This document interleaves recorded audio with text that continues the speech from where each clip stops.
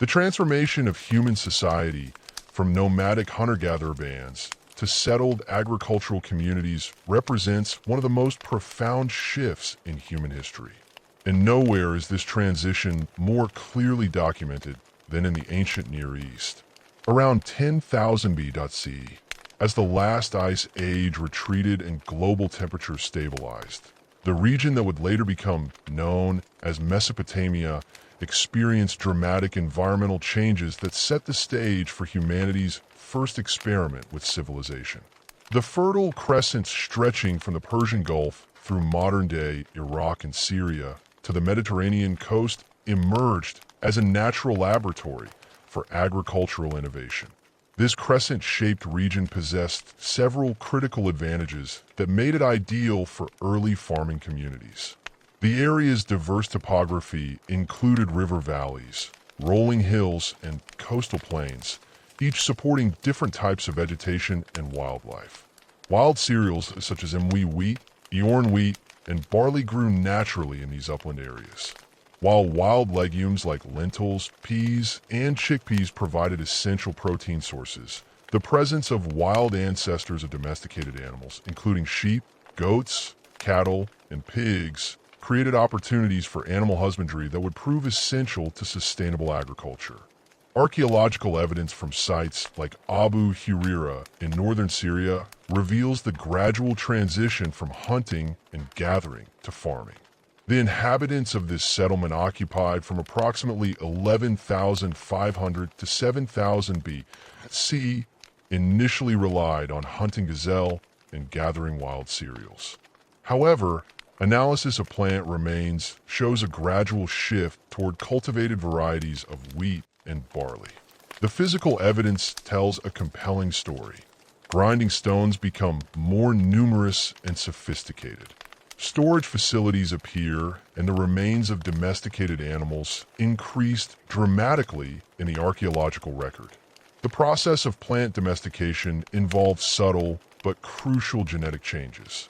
Wild cereals possess brittle rachis, the stem that connects seeds to the plant, which allows seeds to scatter naturally when ripe. Early farmers, perhaps unconsciously, selected plants with tougher rays that held seeds more firmly, making harvesting easier and more efficient. Over generations, these traits became dominant, creating crops that were entirely dependent on human cultivation. Similarly, the domestication of animals involves selecting for traits like docility, reduced brain size, and retention of juvenile characteristics into adulthood. Climate data from ice cores and pollen analysis indicates that the early Holy Sign period brought increased rainfall and more stable seasonal patterns to the region. This climatic stability allowed experimental farmers to develop reliable agricultural techniques without the constant threat of environmental catastrophe. The development of agriculture was not a sudden revolution, but rather a gradual process spanning several millennia, with communities moving back and forth between farming and foraging as circumstances demanded. The establishment of permanent settlements required new forms of social organization and technology. Early farming communities needed to coordinate planting and harvesting activities, manage food storage, and resolve disputes over land and resources. Archaeological evidence from sites like Jamo in the Zagros Mountains shows increasingly sophisticated architecture with rectangular houses built of packed mud and stone foundations. These structures, dating to around 7000 BCE, contain multiple rooms, storage areas, and evidence of craft specialization in the form of pottery kilns and tool-making workshops. The development of pottery technology marked a crucial advancement in food storage and preparation. Early ceramic vessels allowed communities to store surplus grain for extended periods, cook foods more efficiently, and transport liquids over long distances.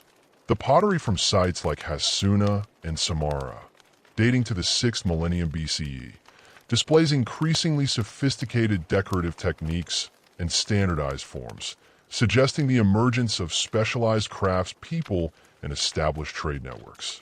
As agricultural communities became more established, population growth and resource management challenges led to one of the most significant technological innovations in human history: irrigation agriculture. The alluvial plains of the Tigris and Euphrates rivers presented both opportunities and challenges for early farmers. While the annual flooding deposited rich, fertile silt across the landscape, the irregular timing and intensity of floods made farming unpredictable and often dangerous. The earliest irrigation systems in Mesopotamia were relatively simple affairs. Small channels dug to divert water from rivers to nearby fields during the growing season. Archaeological evidence from sites like Chomami dating to around 6000 BCE shows clear evidence of these early irrigation works. Aerial photography and ground surveys have revealed ancient field systems with regular patterns of channels and basins that could only have been created through coordinated human effort. The construction and maintenance of irrigation systems required unprecedented levels of cooperation and social organization. Communities had to coordinate the timing of water distribution, maintain channels and levees, and resolve conflicts over water rights. This necessity for collective action contributed to the development of more complex social hierarchies and administrative systems.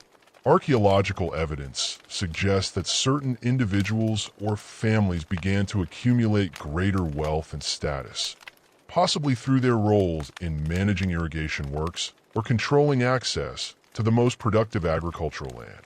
The impact of irrigation on settlement patterns was profound and lasting. Villages that had previously been scattered across the landscape began to cluster along major waterways and irrigation channels. The increased agricultural productivity made possible by controlled irrigation supported larger populations and allowed for greater specialization of labor. Some community members could devote their time to activities other than food production, leading to advances in crafts, technology, and trade. The Ubaid period, spanning roughly 6,500 to 3,800 BC, to witness the emergence of the first proto-urban centers in southern Mesopotamia. These settlements, while still primarily agricultural, displayed characteristics that would later define Mesopotamian cities: monumental architecture, clear evidence of social stratification, and extensive trade networks. The site of Eridu, traditionally considered the first city in Mesopotamian mythology, shows continuous occupation from the early Ubaid period and contains the remains of what may be the earliest known temple complex in the region. Tel Sal, located along the Tigris River in central Iraq, provides exceptional insight into the social and economic organization of Ubaid period communities. Excavations at this site have revealed a settlement surrounded by a defensive wall and ditch, suggesting that these early urban centers face security challenges that required collective defense measures. The architecture within the settlement shows clear evidence of social differentiation, with larger, more elaborate houses clustered in certain areas, while smaller, simpler structures occupied other zones. The material culture from Tel Sal demonstrates the increasing sophistication of Ubaid period craftsmanship. Pottery vessels display standardized forms and decorative motifs that appear across multiple sites, suggesting either widespread cultural exchange or the movement of skilled craftspeople between communities. Stone vessels carved from imported materials indicate long-distance trade relationships, while the presence of copper objects represents some of the earliest metalworking in the region. Choami, situated in the Diyala River Valley, provides crucial evidence for the development of irrigation agriculture during the Ubaid period. The site's location in an area that receives insufficient rainfall for dry farming demonstrates that its inhabitants had mastered the techniques of canal irrigation. Excavations have revealed an extensive system of channels and water control structures that allow the community to cultivate crops in an otherwise marginal environment. The social implications of these technological advances become clear when examining the archaeological record more closely. Burial practices at Ubaid sites show increasing differentiation in grave goods and burial treatment, suggesting the emergence of hereditary social classes. Some individuals were interred with elaborate pottery vessels, jewelry, and tools, while others received minimal grave goods. This pattern contrasts sharply with earlier Neolithic burials, which typically show much more egalitarian treatment of the deceased. Evidence for craft specialization becomes increasingly apparent during the Ubaid period. Pottery production in particular shows signs of standardization and mass production that would have been impossible without dedicated craftspeople. The discovery of pottery kilns, specialized tools, and large quantities of ceramic vessels at sites like Teep Gera indicates that certain individuals or families had begun to specialize in ceramic production, trading their products for food and other necessities. The development of long-distance trade networks during this period connected Mesopotamian communities with regions hundreds of miles away. Obsidian from Anatolian sources appears regularly in Ubaid sites, while shells from the Persian Gulf and Mediterranean coast indicate maritime trade connections. Copper ore from the Zagros Mountains and timber from a northern forest required organized expeditions and established trade relationships that extended far beyond local communities. These trade networks facilitated not only the exchange of goods, but also the spread of ideas, technologies, and cultural practices. The appearance of similar pottery styles, architectural techniques, and religious symbols across vast distances suggest that Ubaid period communities participated in a shared cultural sphere that transcended local boundaries. This cultural integration laid the groundwork for the more complex civilizations that would emerge in the following millennia. The administrative innovations and trade networks established during the Ubaid period created the foundation for what would become humanity's first urban revolution. As the 4th millennium BCE dawned, the scattered agricultural settlements of southern Mesopotamia began transforming into something unprecedented in human history. True cities.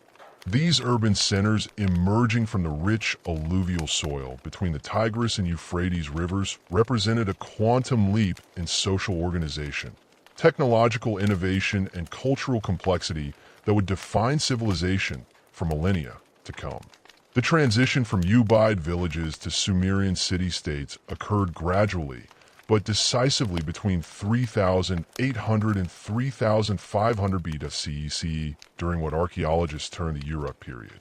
This transformation was not merely a matter of increased population density, but represented a fundamental reorganization of human society. The driving forces behind this urban revolution were multifaceted.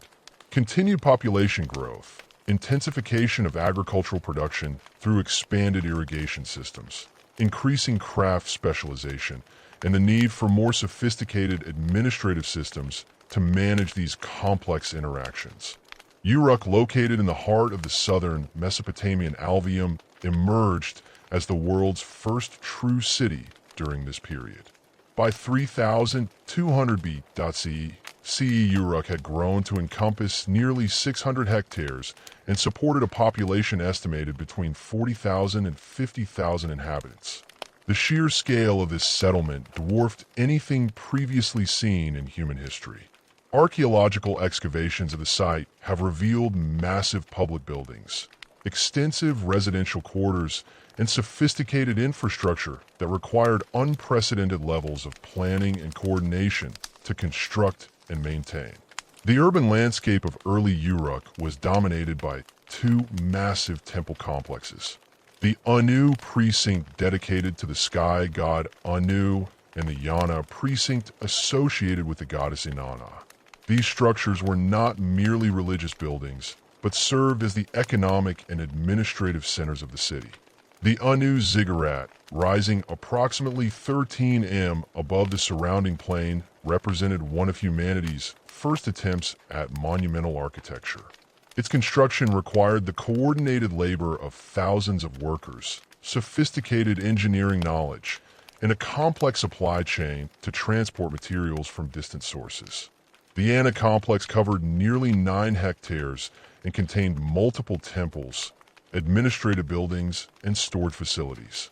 The famous limestone temple constructed around 3300 BCE featured walls decorated with elaborate stone mosaics depicting processions of priests and offerings to the gods. These decorative elements, created from carefully shaped limestone cones, inserted into bitumen, required skilled craftspeople and demonstrated the city's ability to support non-agricultural specialists on an unprecedented scale.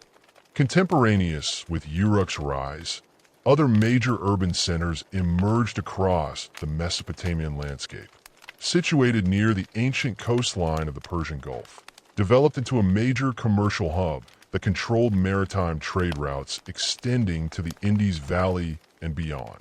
The city's strategic location allowed its merchants to import luxury goods, including lapis lazuli from Afghanistan, carnelian from India, and silver from Anatolia.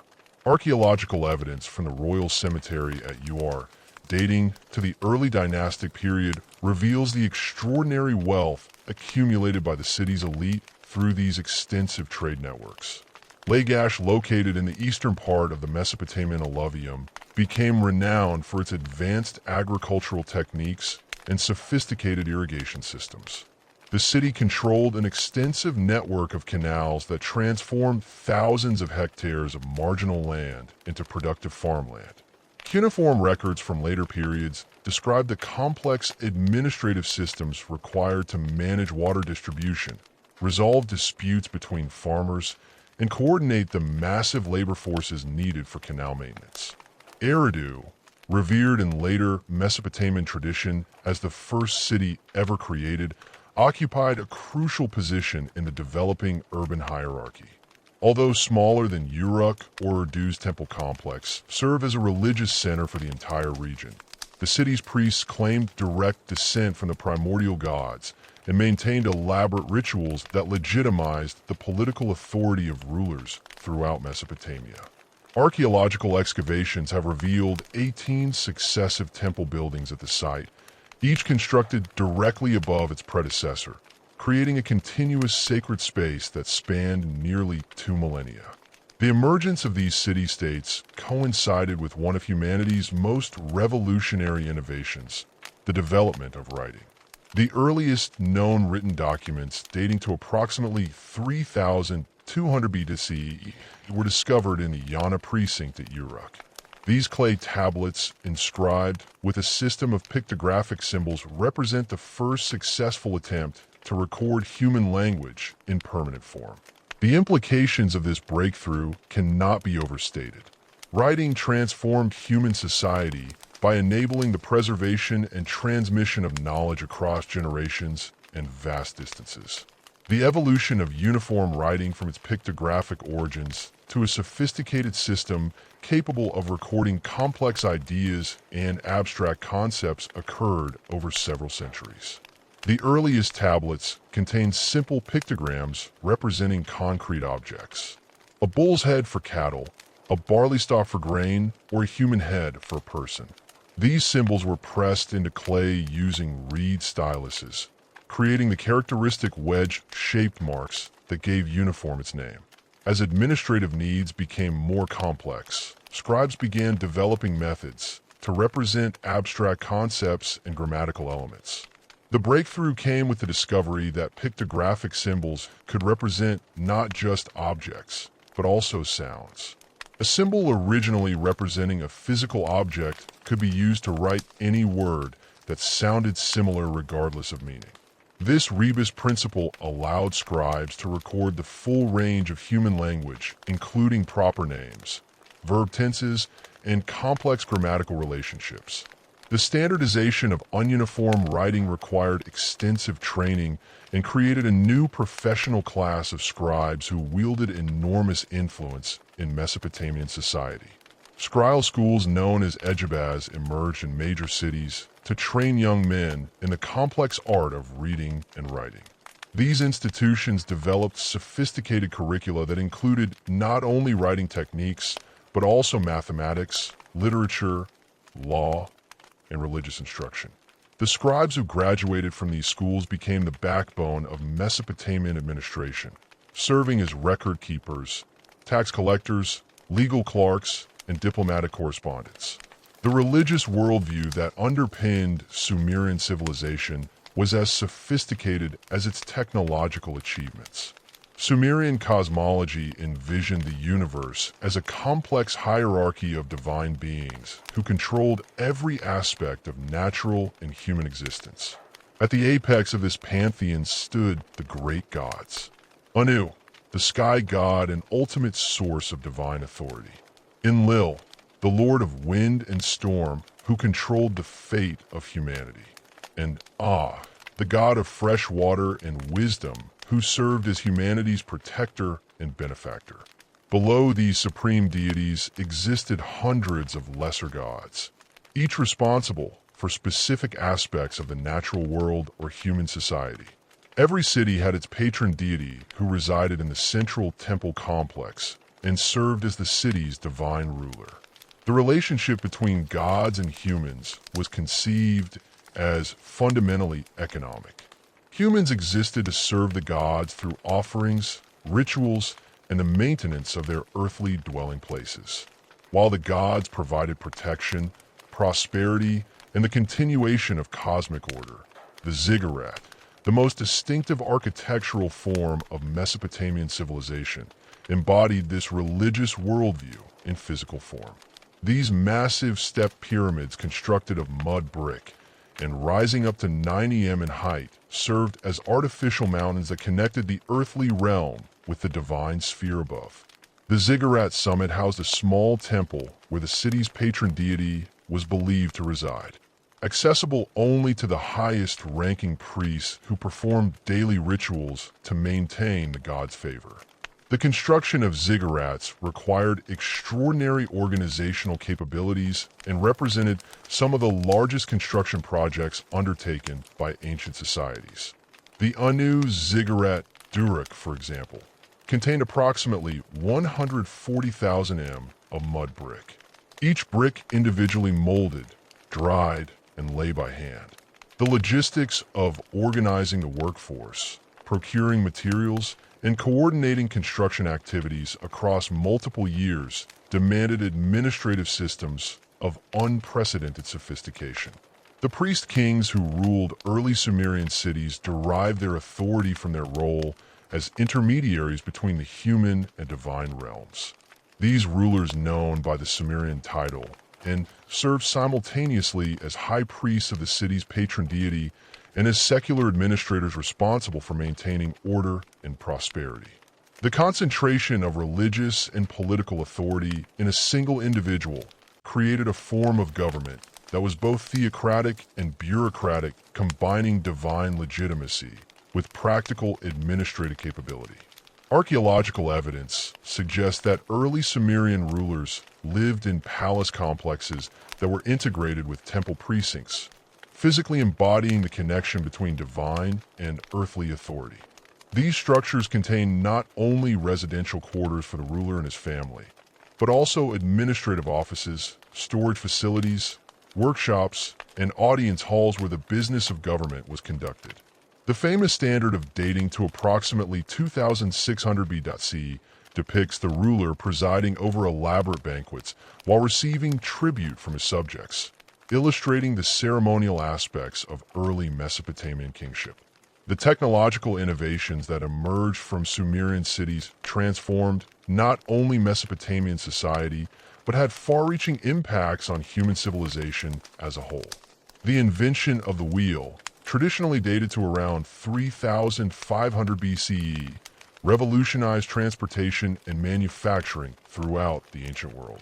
The earliest wheels were solid wooden discs attached to axles used initially for pottery production and later adapted for wheeled vehicles. Archaeological evidence from Uruk includes both potter's wheels and the remains of wheeled carts, demonstrating the rapid adoption of this transformative technology. The development of sailboat technology enabled Mesopotamian merchants to extend their trade networks far beyond the reach of overland caravans. Early boats were constructed from bundled reeds waterproofed with bitumen, a natural petroleum product abundant in the region. These vessels, propelled by both oars and simple square sails, could carry substantial cargoes along the region's rivers and canals. Cylinder seals from the period depict boats loaded with goods, indicating that waterborne commerce had become integral to the Mesopotamian economy.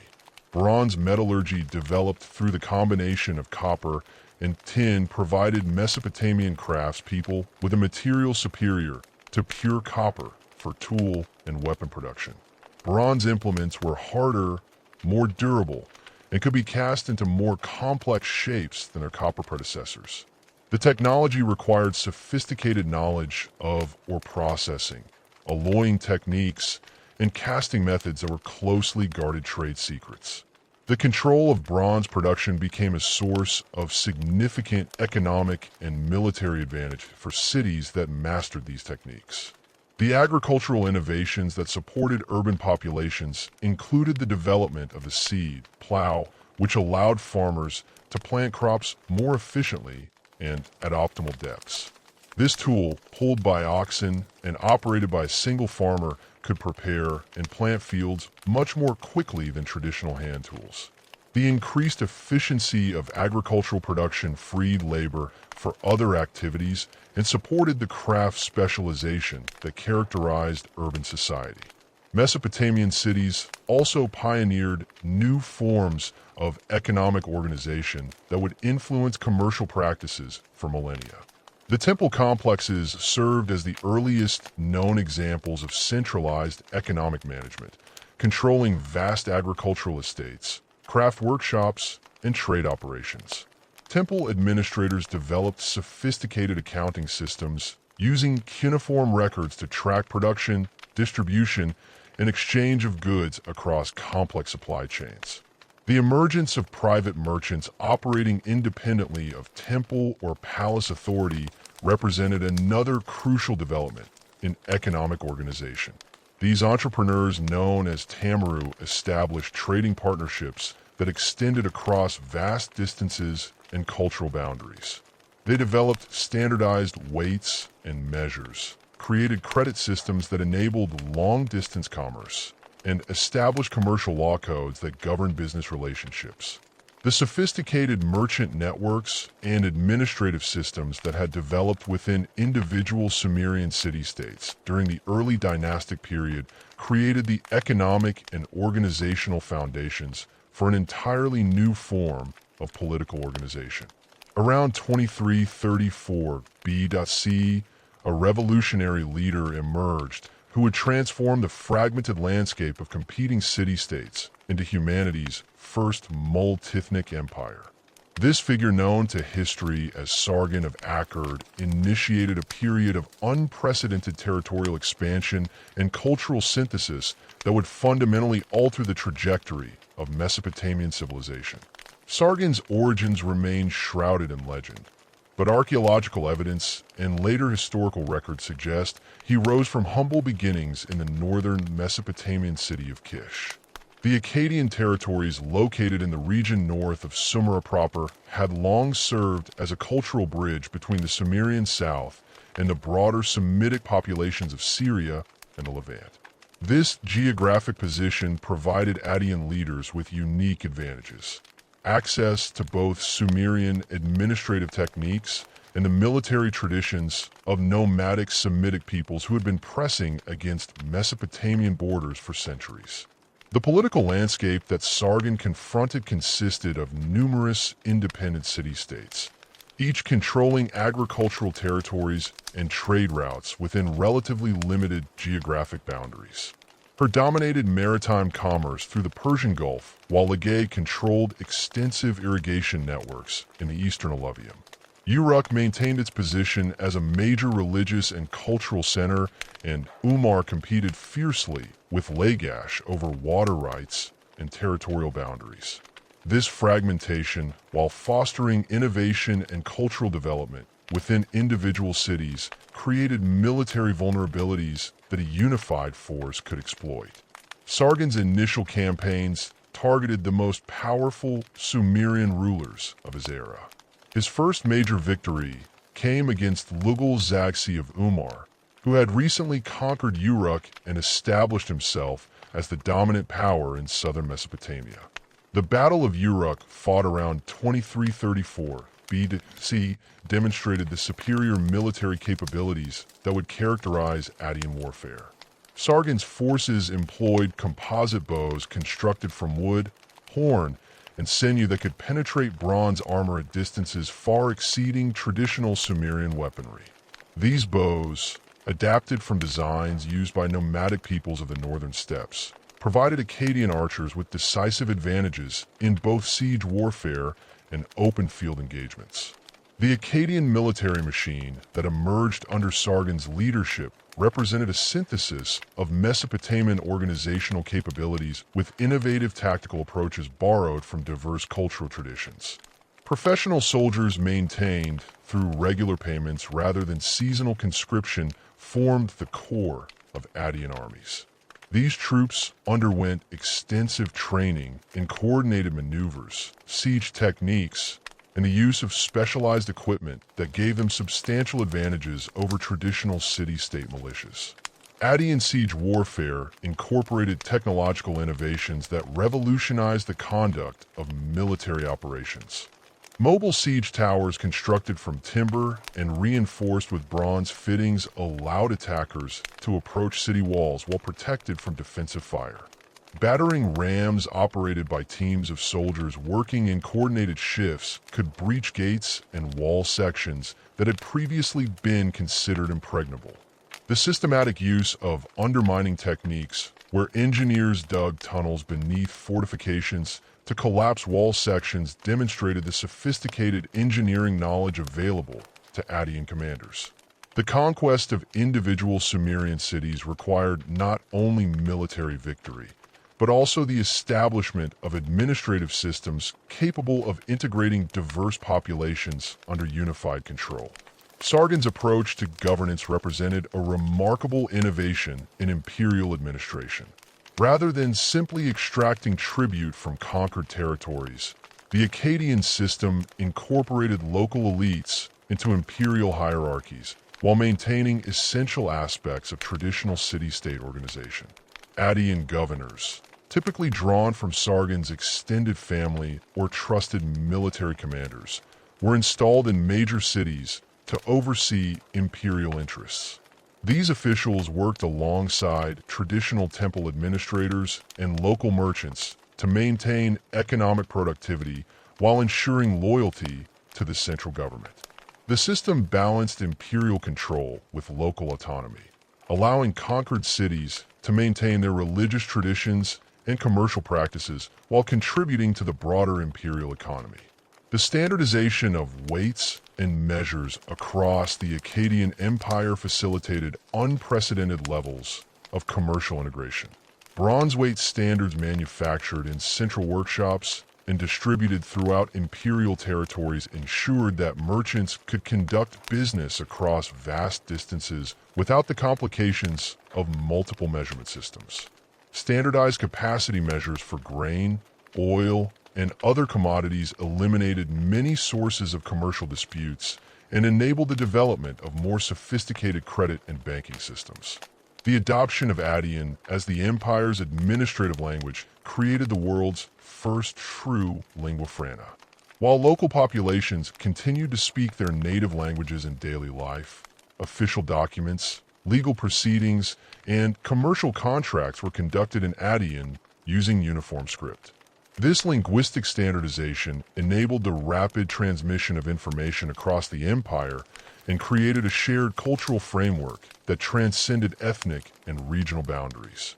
Scribal schools throughout the empire taught standardized curricula that included Attian grammar, mathematical techniques, legal procedures, and administrative practices.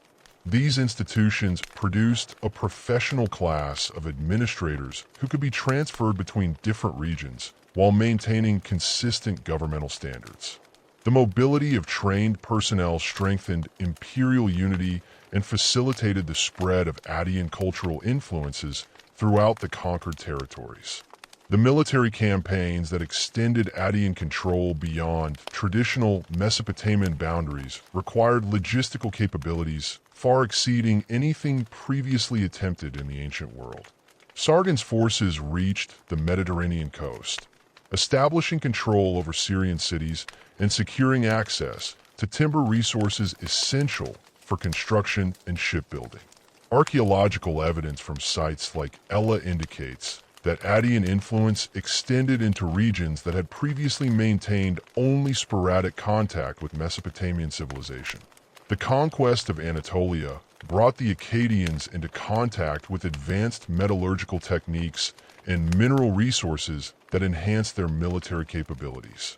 Silver mines in the Taz Mountains provided the empire with precious metals that facilitated long-distance trade, while copper deposits enabled the mass production of bronze weapons and tools.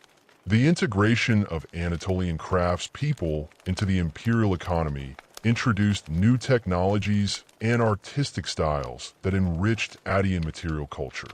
Addian expansion into the Zagros Mountains established control over trade routes connecting Mesopotamia with the Iranian Plateau and Central Asia.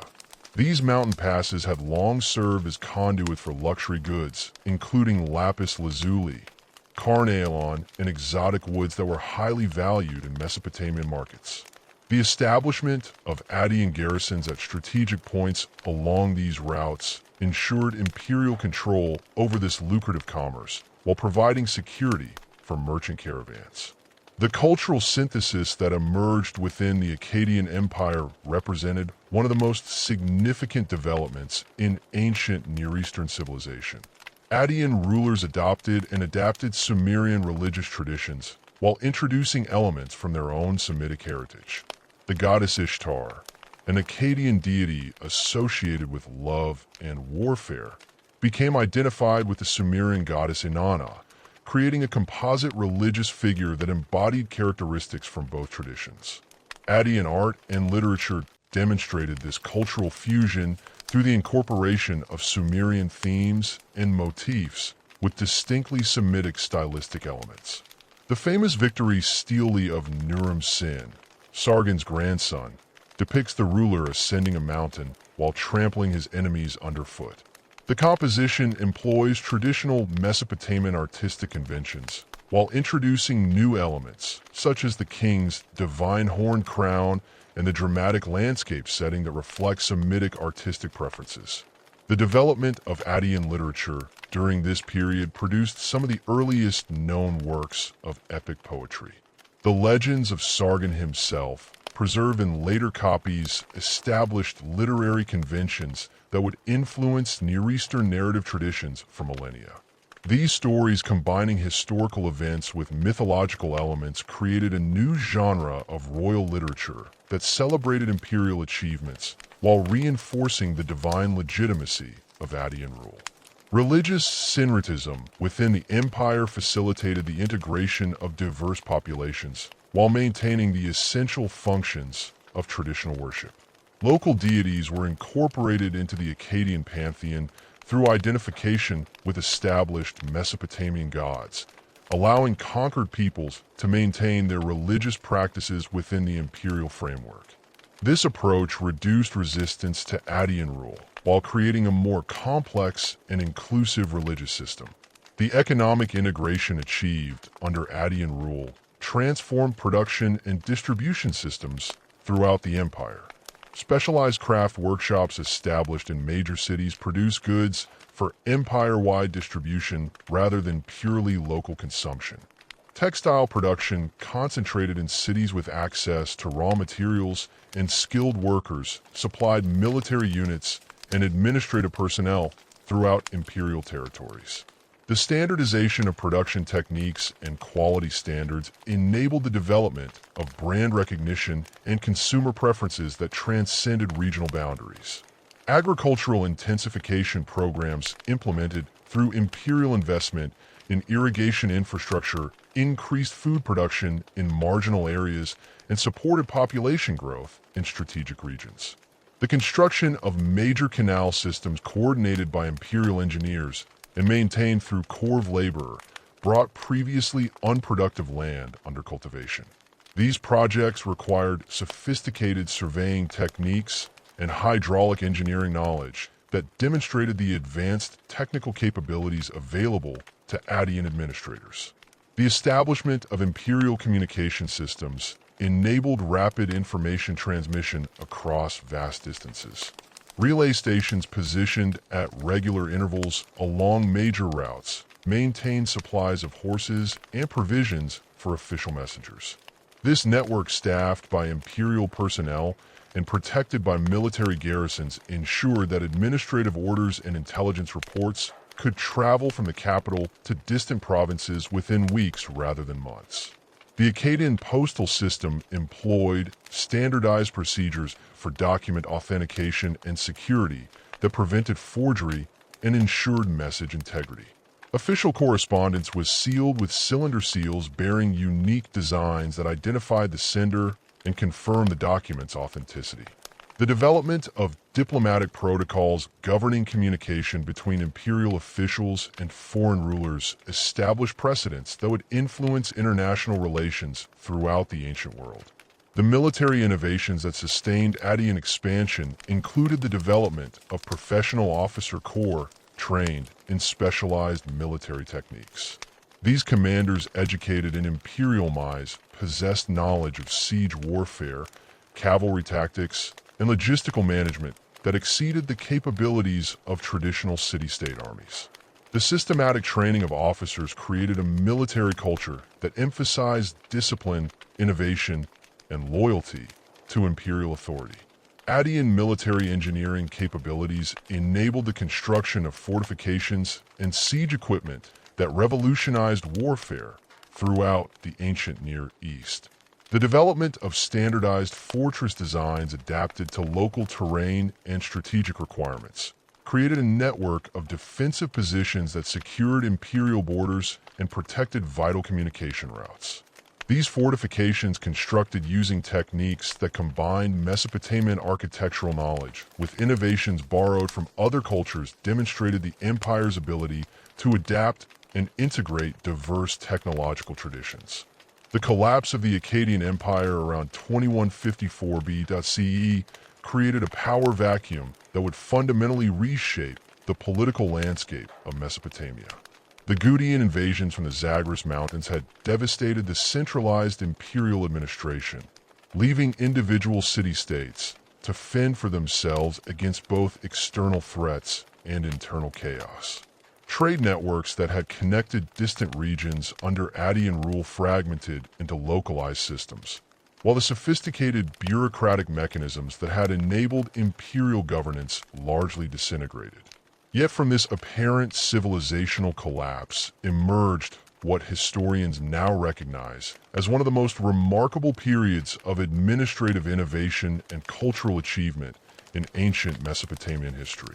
The city, of strategically positioned near the Persian Gulf and blessed with extensive agricultural territories, emerged as the focal point for Mesopotamian reunification under the leadership of Urnemu around 2112 BC. So, unlike the Akkadian rulers who had built their empire through military conquest of existing city-states, Urnemu approached the challenge of reunification through a combination of diplomatic alliance building, economic incentives, and selective military intervention. His strategy recognized that the traumatic experience of Gutian domination had created a shared desire among Mesopotamian cities for security and stability that could be leveraged to build voluntary cooperation rather than enforce submission. Archaeological evidence from during this period reveals massive construction projects that transformed the city into a worthy capital for a revived Mesopotamian state. The Great Ziggurat begun under Urnemu's direction represented not merely an architectural achievement, but a powerful symbol of renewed Sumerian cultural identity. Rising approximately 21 m above the surrounding plain and constructed from an estimated 720,000 baked bricks. The ziggurat's construction required the coordinated labor of thousands of workers over multiple years. The structure's three-tier design, with each level smaller than the one below, created a dramatic stepped silhouette that could be seen from great distances across the flat, alluvial landscape. The ziggurat's construction employed innovative architectural techniques that demonstrated the advanced engineering capabilities available to builders. The core structure consisted of sun-dried mud bricks, while the exterior walls were faced with fired bricks set in bitumen mortar for weather resistance. Drainage systems built into the structure prevented water damage, while carefully calculated buttresses and internal chambers distributed the enormous weight of the upper levels. The precision of the construction is evident in the structure's survival largely intact for over 4 millennia. Testament to the sophisticated mathematical and engineering knowledge possessed by architects. Anemu's approach to territorial expansion differed markedly from his Akkadian predecessors. Rather than conducting rapid military campaigns designed to overwhelm opposition, he pursued a methodical strategy of gradual integration that respected local traditions while establishing unified administrative standards. Cities that accepted heirs' hegemony voluntarily were allowed to maintain their traditional ruling families and religious practices, while those that resisted faced targeted military intervention followed by generous reconstruction assistance. This carrot-and-stick approach proved remarkably effective in building lasting loyalty among previously independent city-states. The integration of Lagae provides an excellent example of Uramu's diplomatic skill. This powerful city-state, with its extensive irrigation networks and productive agricultural territories, had maintained fierce independence throughout the Akkadian period and the subsequent Gutian invasions. Rather than attempting direct conquest, Anemu negotiated a marriage alliance between his family and Lagash's ruling dynasty, while simultaneously offering technical assistance for major irrigation projects that would benefit both cities. The resulting agreement granted control over Lash's foreign relations and military forces while preserving local autonomy and domestic affairs. The successful integration of Nippur, the traditional religious center of Mesopotamia, proved crucial to establishing the legitimacy of Air's reunification efforts. Nippur's priests controlled the cult of Enlil, the paramount deity of the Mesopotamian pantheon, and their recognition of any ruler's authority carried enormous weight throughout the region. Anemu's generous patronage of Nippur's temples, combined with his restoration of traditional religious festivals that had been disrupted during the Gutian period, secured priestly support for his expanding authority. The formal recognition of Uramu as king of Sumer and Akkad by Nippur's religious establishment provided the ideological foundation for his territorial claims. The administrative system that emerged under Yun-Namu and reached full development under his son Shuli represented a synthesis of Sumerian traditional governance with innovations borrowed from Akkadian imperial practice. Provincial governors appointed directly by the king oversaw major cities and their surrounding territories, while local administrators handled day-to-day governance under provincial supervision. This two-tier system balanced central control with local knowledge, enabling effective administration across diverse regions while maintaining unified policy implementation. The Code of Urnemu, promulgated around 2100 BC, established the world's earliest known comprehensive legal system. Unlike later legal codes that focused primarily on criminal law and royal prerogatives, Anemu's code addressed a wide range of civil matters, including property rights, marriage and divorce, inheritance, and commercial transactions. The code's 57 surviving provisions demonstrate sophisticated legal reasoning and a commitment to proportional justice that avoided the harsh punishments characteristic of earlier legal systems. The legal innovations contained within Uramu's code reflected the complex social and economic realities of the reunified Mesopotamian state. Provisions governing irrigation rights addressed the fundamental importance of water management in agricultural society, while regulations concerning craft guilds recognized the growing importance of specialized artisans in urban economies. Commercial law sections established standardized procedures for contracts, credit arrangements, and dispute resolution that facilitated long-distance trade relationships. The code's treatment of social classes reveals the hierarchical structure of a period society while demonstrating concern for protecting the rights of all citizens. Free citizens, Dependent workers, and slaves each received different legal protections and faced different penalties for identical offenses reflecting their varying social status. However, the code also established minimum standards of treatment for all social groups and provided legal mechanisms for slaves to gain freedom through various means, including military service and debt payment. Shuli's ascension to the throne around 2094 CE marked the beginning of the third dynasty of Golden Age. Unlike his father, who had focused primarily on reunification and basic administrative organization, Shuli possessed both the vision and the resources to transform the Earth state into a sophisticated bureaucratic machine that surpassed even Addian administrative achievements. His 48-year reign provided the stability necessary for implementing comprehensive reforms that touched every aspect of Mesopotamian society. The provincial reorganization implemented under Shuli divided the empire into approximately 40 administrative districts, each governed by appointed officials responsible directly to the royal court. These provinces, known as Baylor districts, were sized to enable effective supervision while maintaining economic viability. Each province contained multiple cities and towns, agricultural territories, and specialized production facilities that contributed to both local needs and imperial requirements. The systematic organization of provincial boundaries according to geographic and economic criteria demonstrated sophisticated understanding of administrative efficiency.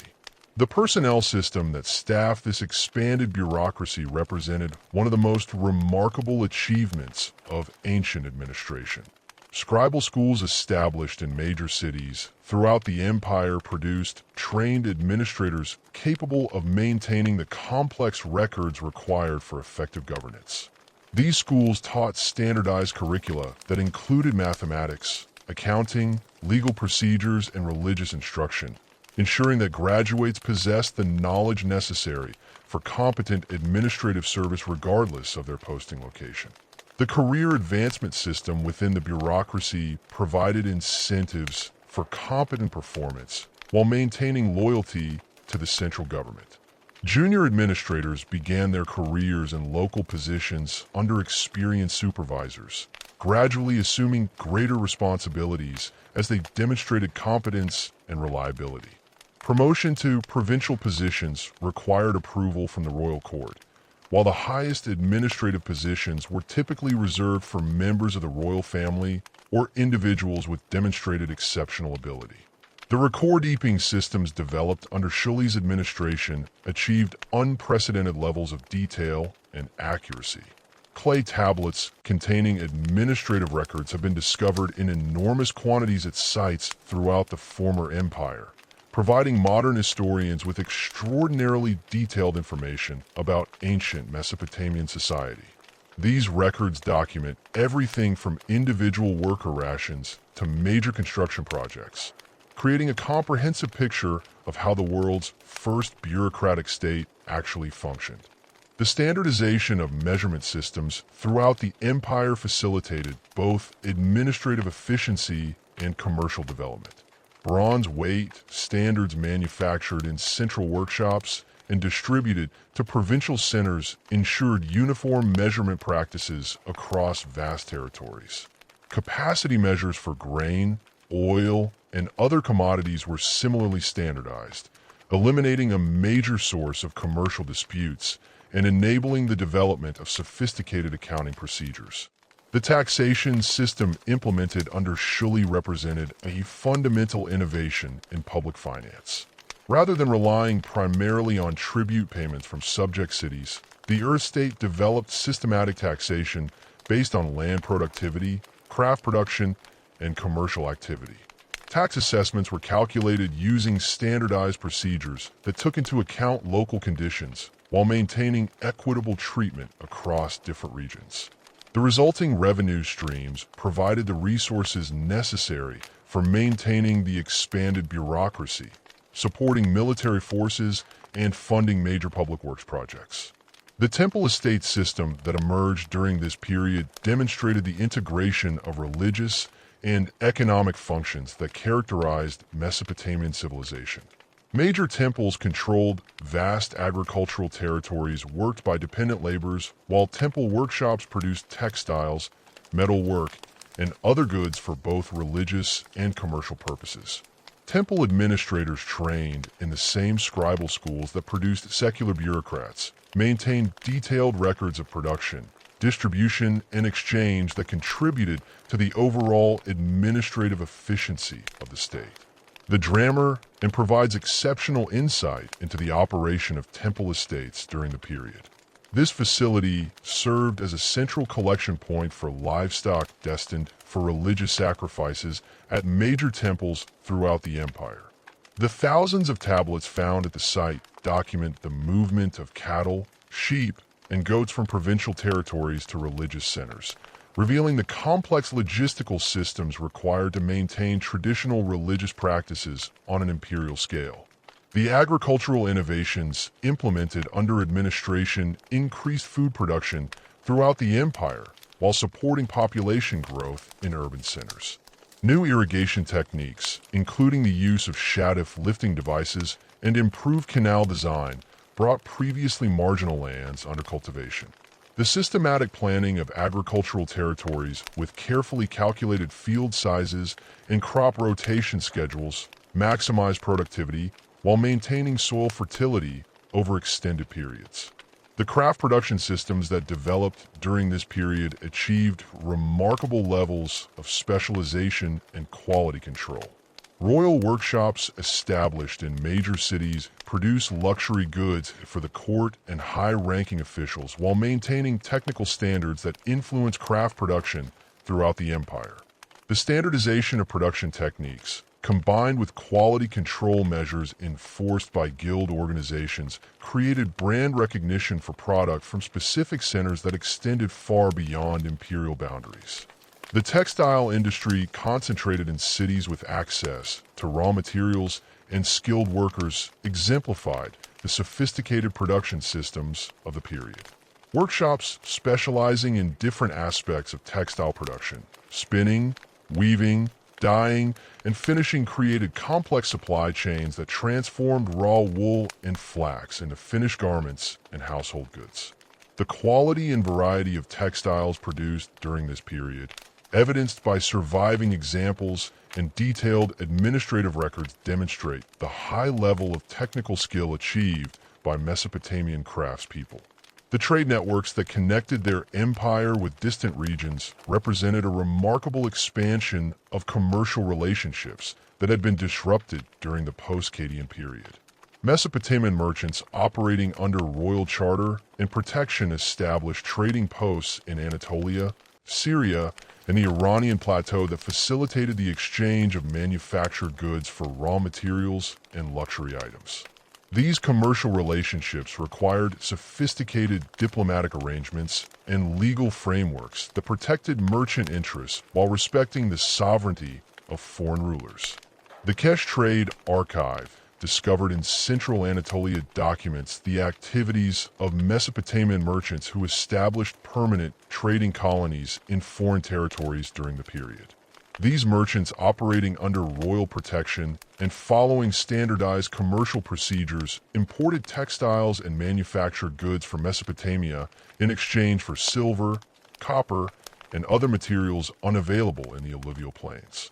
The detailed records they maintained reveal the complex financial instruments and credit systems that enabled long-distanciance commerce across cultural and political boundaries. The sophisticated administrative systems and trade networks that had flourished under the Third Dynasty began showing signs of strain by the early 20th century BCE.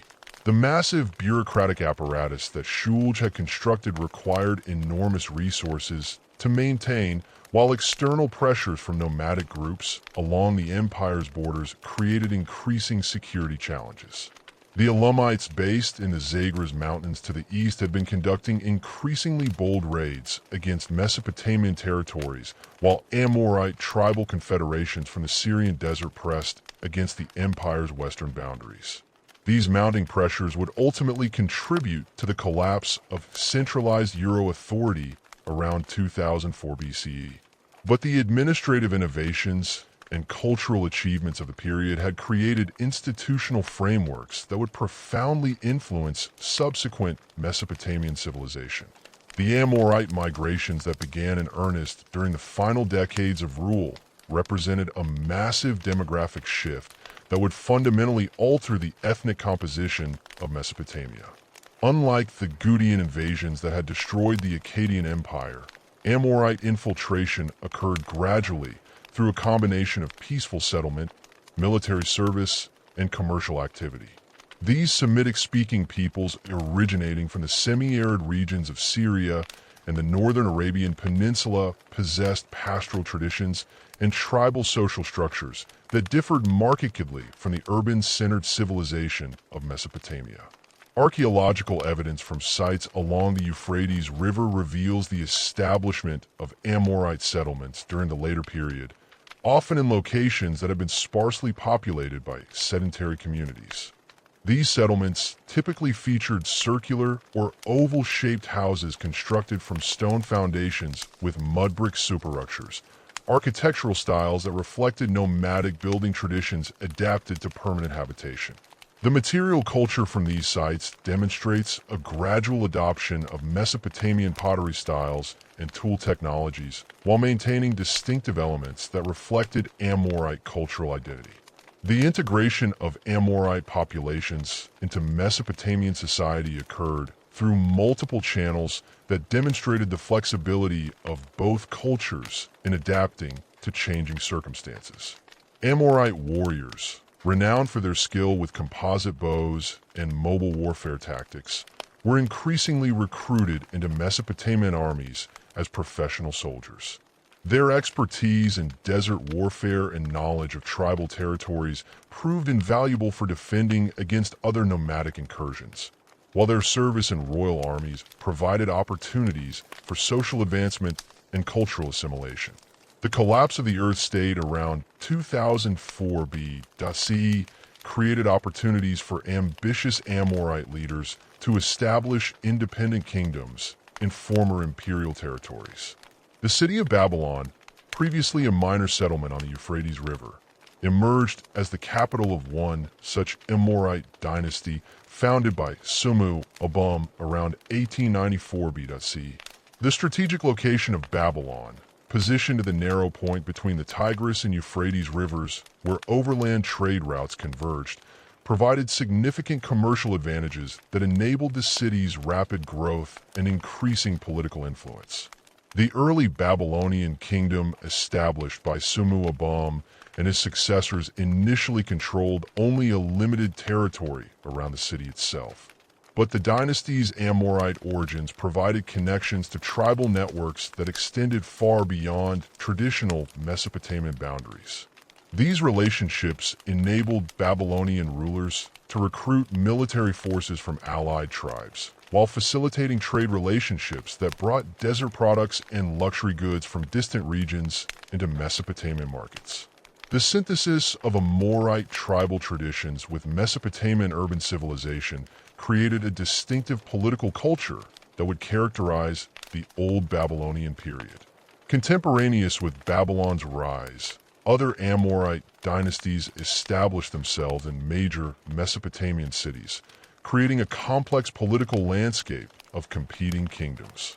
Lhasa, located in the southern Albium, became the seat of another powerful Amorite dynasty that controlled extensive agricultural territories and maintained important trade connections with the Persian Gulf region.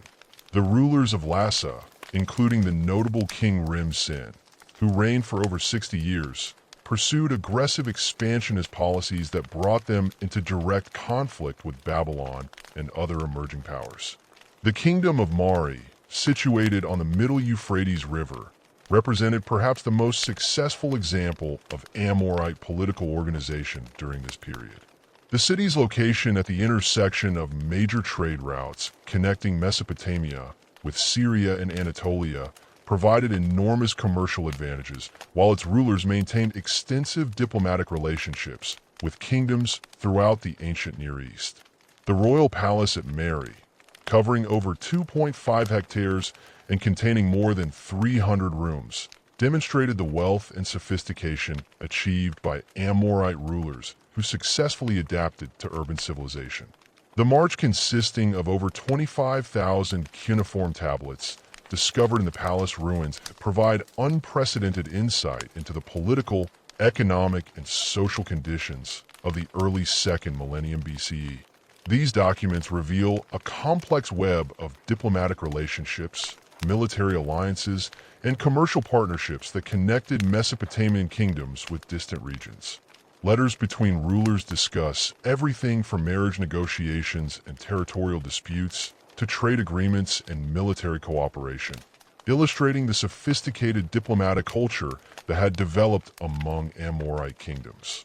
The military innovations that emerged during the early Old Babylonian period reflected the synthesis of Mesopotamian siege warfare techniques with Amorite mobility and archery skills. Professional armies maintained by royal treasuries and supplemented by tribal levies during major campaigns employed combined arms tactics that integrated infantry, archers, and cavalry units. The development of horse-drawn chariots introduced from northern regions during this period provided new tactical capabilities that enhanced the effectiveness of mobile warfare. The fortification systems constructed by Old Babylonian kingdoms demonstrated advanced military engineering knowledge adapted to the changing nature of warfare. City walls built with multiple defensive lines and incorporating projecting towers for inflating fire-reflected lessons learned from centuries of siege warfare. The walls of Babylon, constructed during the early dynastic period and repeatedly strengthened by successive rulers, featured a double wall system with a water-filled moat that created formidable obstacles for attacking forces. The religious syncretism that characterized the Old Babylonian period created new theological frameworks that integrated Amorite tribal deities with traditional Mesopotamian gods. Marduk, originally a relatively minor deity associated with Babylon, gradually assumed greater prominence as the city's political influence expanded. The elevation of Marduk to the head of the Babylonian pantheon required sophisticated theological arguments that preserved the authority of established gods while asserting the supremacy of Babylon's patron deity. The development of new mythological narratives during this period reflected the changing political and cultural landscape of Mesopotamia. The Enuma Elish, composed during the Old Babylonian period, provided a creation myth that justified Marduk's supremacy through his victory over the primordial chaos goddess Tiamat. This epic, performed annually during the New Year festival, reinforced Babylonian political claims while integrating elements from earlier Sumerian and Akkadian mythological traditions. The reign of Hammurabi, who ascended to the Babylonian throne around 1792 BC, marked the beginning of Mesopotamia's reunification under Amorite leadership. Unlike his predecessors, who had focused primarily on local territorial expansion, Hammurabi possessed both the vision and the resources necessary to challenge the established regional powers and create a unified Mesopotamian state. His early reign was characterized by careful preparation, including the strengthening of Babylon's defenses, the expansion of agricultural territories through irrigation projects, and the cultivation of diplomatic relationships with potential allies. Ham's military campaigns, which began in earnest around 1787 BC, demonstrated strategic planning and tactical innovation that reflected his understanding of both traditional Mesopotamian warfare and newer military technologies. His first major target was the Kingdom of Lhasa, whose control of southern Mesopotamian territories and trade routes posed a direct threat to Babylonian expansion.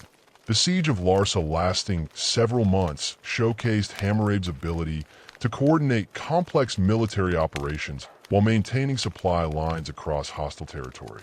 The conquest of Lhasa required not only military victory, but also the integration of its extensive administrative apparatus into the expanding Babylonian state. Hammurabi's approach to territorial integration demonstrated sophisticated understanding of imperial governance, combining elements of Addian administrative practice with innovations adapted to contemporary conditions.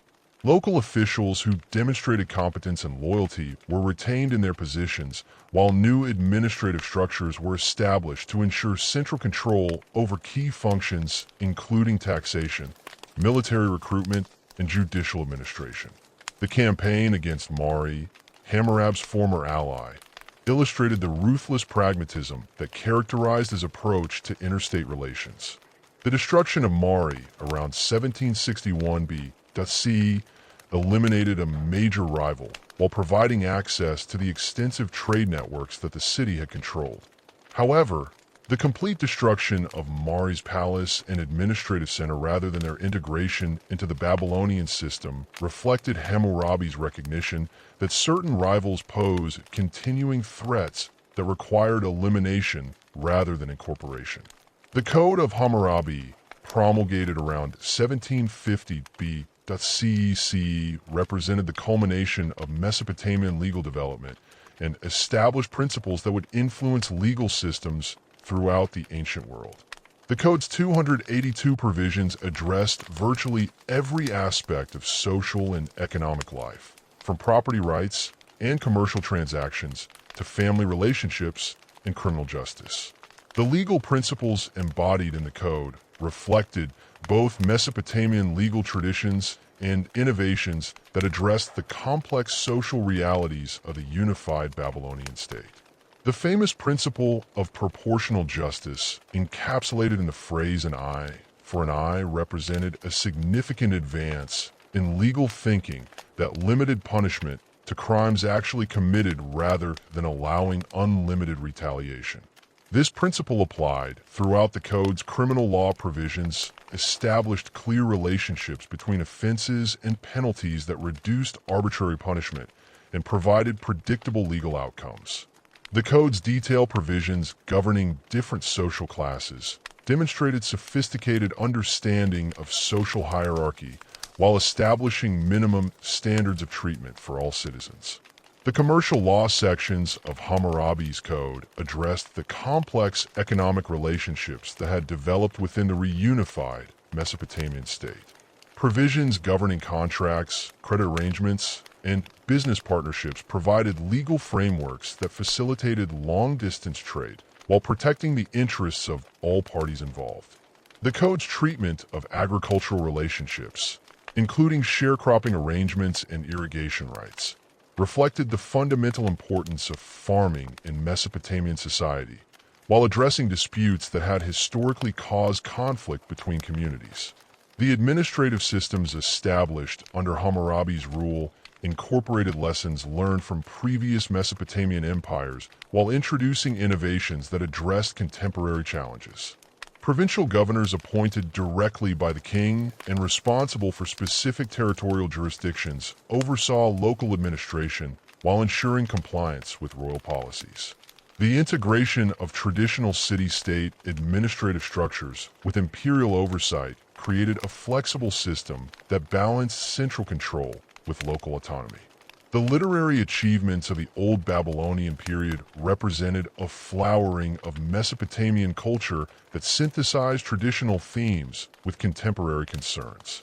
The standard version of the Epic of Gilgamesh compiled during this period from earlier Sumerian sources created a unified narrative that explored fundamental questions about human existence, mortality, and the relationship between civilization and nature. The epic's sophisticated literary techniques, including complex characterization and symbolic imagery, demonstrated the high level of artistic achievement reached by Babylonian scribes. The composition of the Epic of Gilgamesh in its standard form required extensive editorial work that combined multiple earlier sources into a coherent narrative structure. The epic's 12 tablets, each containing approximately 300 lines of verse, were carefully organized to create dramatic tension and thematic unity. The story's exploration of friendship, loss, and the search for immortality resonated with contemporary audiences while preserving ancient Mesopotamian cultural values and religious beliefs. The economic structures that supported Old Babylonian society demonstrated the successful integration of urban and rural production systems under unified political control. Agricultural estates, managed by royal administrators or private entrepreneurs, employed sophisticated irrigation techniques and crop rotation systems that maximize productivity while maintaining soil fertility. The standardization of agricultural practices across the kingdom ensured food security while generating surpluses that supported urban populations and craft specialization. The merchant class that emerged during the Old Babylonian period operated within legal frameworks that protected their interests while ensuring royal control over major commercial activities.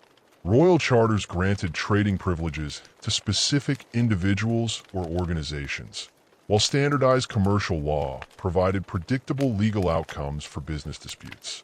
The development of sophisticated credit systems, including the use of silver as a standard medium of exchange, facilitated long-distance commerce and enabled the accumulation of capital for investment in productive enterprises. Craft production during the Old Babylonian period achieved remarkable levels of specialization and technical sophistication. Royal workshops established in major cities produced luxury goods for the court and high-ranking officials while maintaining technical standards that influenced craft production throughout the kingdom. The organization of craft guilds provided training for skilled artisans while ensuring quality control and fair pricing for manufactured goods. The textile industry, building on traditions established during the period, developed new techniques and products that enhanced Mesopotamian commercial competitiveness. Workshops specializing in different aspects of textile production created complex supply chains that transformed raw materials into finished goods for both domestic consumption and export. The quality and variety of Babylonian textiles, evidenced by surviving examples and administrative records, demonstrate the high level of technical skill achieved by Mesopotamian craftspeople during this period. The gradual decline of Hammurabi's unified Babylonian state created opportunities for new peoples to establish themselves in Mesopotamia's political landscape. Following the devastating Hittite raid on Babylon around 1595 BCE, which effectively ended the Old Babylonian period, a power vacuum emerged that would be filled by the Kassites, a people whose origins lay in the Zagros Mountains of western Iran. Unlike the dramatic conquest that had characterized previous dynastic transitions, the Kass takeover of Babylon occurred through a gradual process of infiltration, military service, and political maneuvering that demonstrated their sophisticated understanding of Mesopotamian political culture. The Kassites have been present in Mesopotamia for generations before their rise to power, initially serving as mercenaries and auxiliary troops in Babylonian armies. Their mountain origins have provided them with military skills particularly suited to the changing nature of Bronze Age warfare, including expertise in horse training and chariot combat that would prove crucial to their eventual success. Archaeological evidence from sites in the Diyala River Valley shows Kassite settlements dating to the early 18th century BCE, indicating that substantial populations had already established themselves in Mesopotamian territories well before their political ascendancy. The Kass conquest of Babylon did not follow the pattern of sudden military overthrow that had characterized earlier dynastic changes. Instead, Kassite leaders gradually assumed control of key administrative positions within the weakened Babylonian state, leveraging their military capabilities and political connections to build a power base that eventually enabled them to claim royal authority. This process, extending over several decades, demonstrated remarkable political sophistication and cultural adaptability that would characterize Kassite rule throughout their 4th century dominance of Mesopotamian politics. Agum-Kakra, traditionally considered the founder of the Kassite dynasty in Babylon, established his authority around 1570 BCE through a combination of military force and diplomatic negotiation. His inscriptions, written in both Adian and Kassite languages, reveal a ruler who understood the importance of maintaining continuity with Mesopotamian traditions while introducing innovations that reflected his people's distinct cultural heritage. The recovery of Marduk's statue from the Hittites, accomplished through either diplomatic negotiation or military action, provided powerful symbolic legitimacy for cases to rule by demonstrating their commitment to Babylonian religious traditions. The establishment of Kassite control over Babylon required the development of new administrative systems that could integrate their tribal leadership structures with the sophisticated bureaucratic apparatus inherited from previous Mesopotamian rulers. The Kassites addressed this challenge by creating a dual administrative system that maintained traditional Mesopotamian governmental functions while incorporating Kassid nobles into positions of authority. This approach preserved the expertise of trained Mesopotamian administrators while ensuring that ultimate political control remained in Kasset hands. The Kasset provincial system divided the kingdom into administrative districts governed by appointed officials who combined traditional Mesopotamian administrative responsibilities with military command functions. These governors, typically drawn from prominent Kasset families, maintained small military forces that could respond rapidly to local threats while serving as the foundation for larger armies during major campaigns. The integration of civilian and military authority and provincial administration reflected the Kassites' understanding that effective governance in the volatile international environment of the late Bronze Age required constant readiness for military action.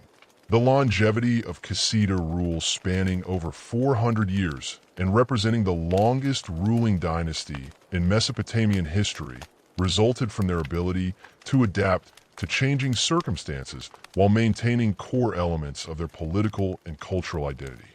Unlike previous Mesopotamian dynasties that had often faced internal rebellions and succession crises, the Kassites developed stable mechanisms for royal succession that minimized political instability.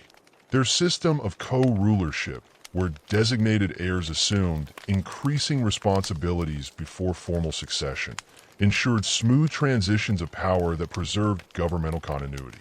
The Kassid integration into the international diplomatic system of the late Bronze Age marked a fundamental transformation in Mesopotamian foreign relations. Previous Mesopotamian empires had typically maintained relationships with neighboring peoples through conquest, tribute, or trade agreements that reflected clear hierarchical relationships. The Kassid, however, found themselves operating within a multipolar international system, where several major powers possessed roughly equivalent military capabilities and territorial resources, requiring new approaches to diplomacy and interstate relations. The Amarna letters discovered in the Egyptian capital of Akkadon and dating to the 14th century BCE provide extraordinary insight into the diplomatic culture that connected the major powers of the late Bronze Age. These cuneiform tablets, written in Attian as the international diplomatic language, reveal a sophisticated system of royal correspondence that maintained peaceful relationships through regular communication, gift exchange, and dynastic marriages. The Kassit king Kadeshman Enlil first appeared prominently in this correspondence, negotiating with Egyptian pharaohs as an equal partner in international affairs. The diplomatic protocols revealed in the Amarna archive demonstrate the complex etiquette that governed relationships between late Bronze Age rulers.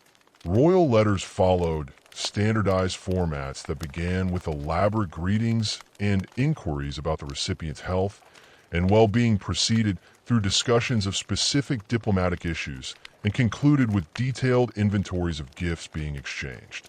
The careful attention to protocol and reciprocity reflected the understanding that these relationships depended on mutual respect and balanced exchanges rather than the dominance of one party over another. The Kassite diplomatic relationship with Egypt proved particularly significant for Mesopotamian integration into the broader international system. Egyptian records document regular exchanges of ambassadors, luxury goods, and technical specialists between the two kingdoms, while marriage negotiations between royal families created lasting bonds that transcended immediate political interests. The Egyptian desire for Mesopotamian horses, particularly valued for their size and training, provided the Kassites with a valuable diplomatic leverage that they skillfully exploited to maintain favorable relationships with the most powerful state of the period. The relationship between Kassite Babylon and the Hittite Empire of Anatolia demonstrated the complex balance of cooperation and competition that characterized late Bronze Age diplomacy. Both kingdoms possessed significant military capabilities and territorial ambitions that occasionally brought them into conflict. Yet they also shared common interests in maintaining stability and protecting trade routes that benefited both economies. The Kassite-Hittite boundary agreements, negotiated through diplomatic channels and reinforced by marriage alliances, established stable frontiers that endured for centuries.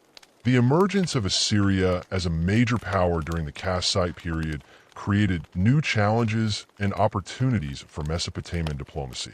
The Assyrian kingdom, centered in the northern Mesopotamian city of Ashur, possessed military capabilities and territorial ambitions that directly threatened Kassite interests. However, the shared Mesopotamian cultural heritage of both kingdoms provided foundations for diplomatic cooperation when external threats required unified responses. The complex relationship between Kassite Babylon and Assyria, alternating between alliance and conflict depending on circumstances, demonstrated the sophisticated diplomatic calculations required for survival in the competitive international environment. The military innovations that characterized the Kassite period reflected both their mountain origins and their adaptation to the changing nature of Bronze Age warfare. The Kassids' expertise in horse breeding and training provided them with significant advantages in the development of chariot warfare, which had become the dominant military technology of the late Bronze Age. Their horses, bred in the foothills of the Zagros Mountains, where superior pasturage and climate conditions produced larger and stronger animals, were highly sought after by other powers and provided the Kassites with both military superiority and diplomatic leverage. The Kassite development of chariot warfare represented a synthesis of their traditional military skills with technologies and tactics borrowed from other cultures. Their chariots, constructed from wood and leather with bronze fittings, were designed for speed and maneuverability rather than the heavy assault vehicles favored by some other powers. The typical Kassite chariot carried a driver and an archer, both protected by bronze armor and equipped with composite bows capable of accurate fire at extended ranges. The coordination required for effective chariot warfare demanded extensive training and created a professional military class that served as the backbone of Kassite armies.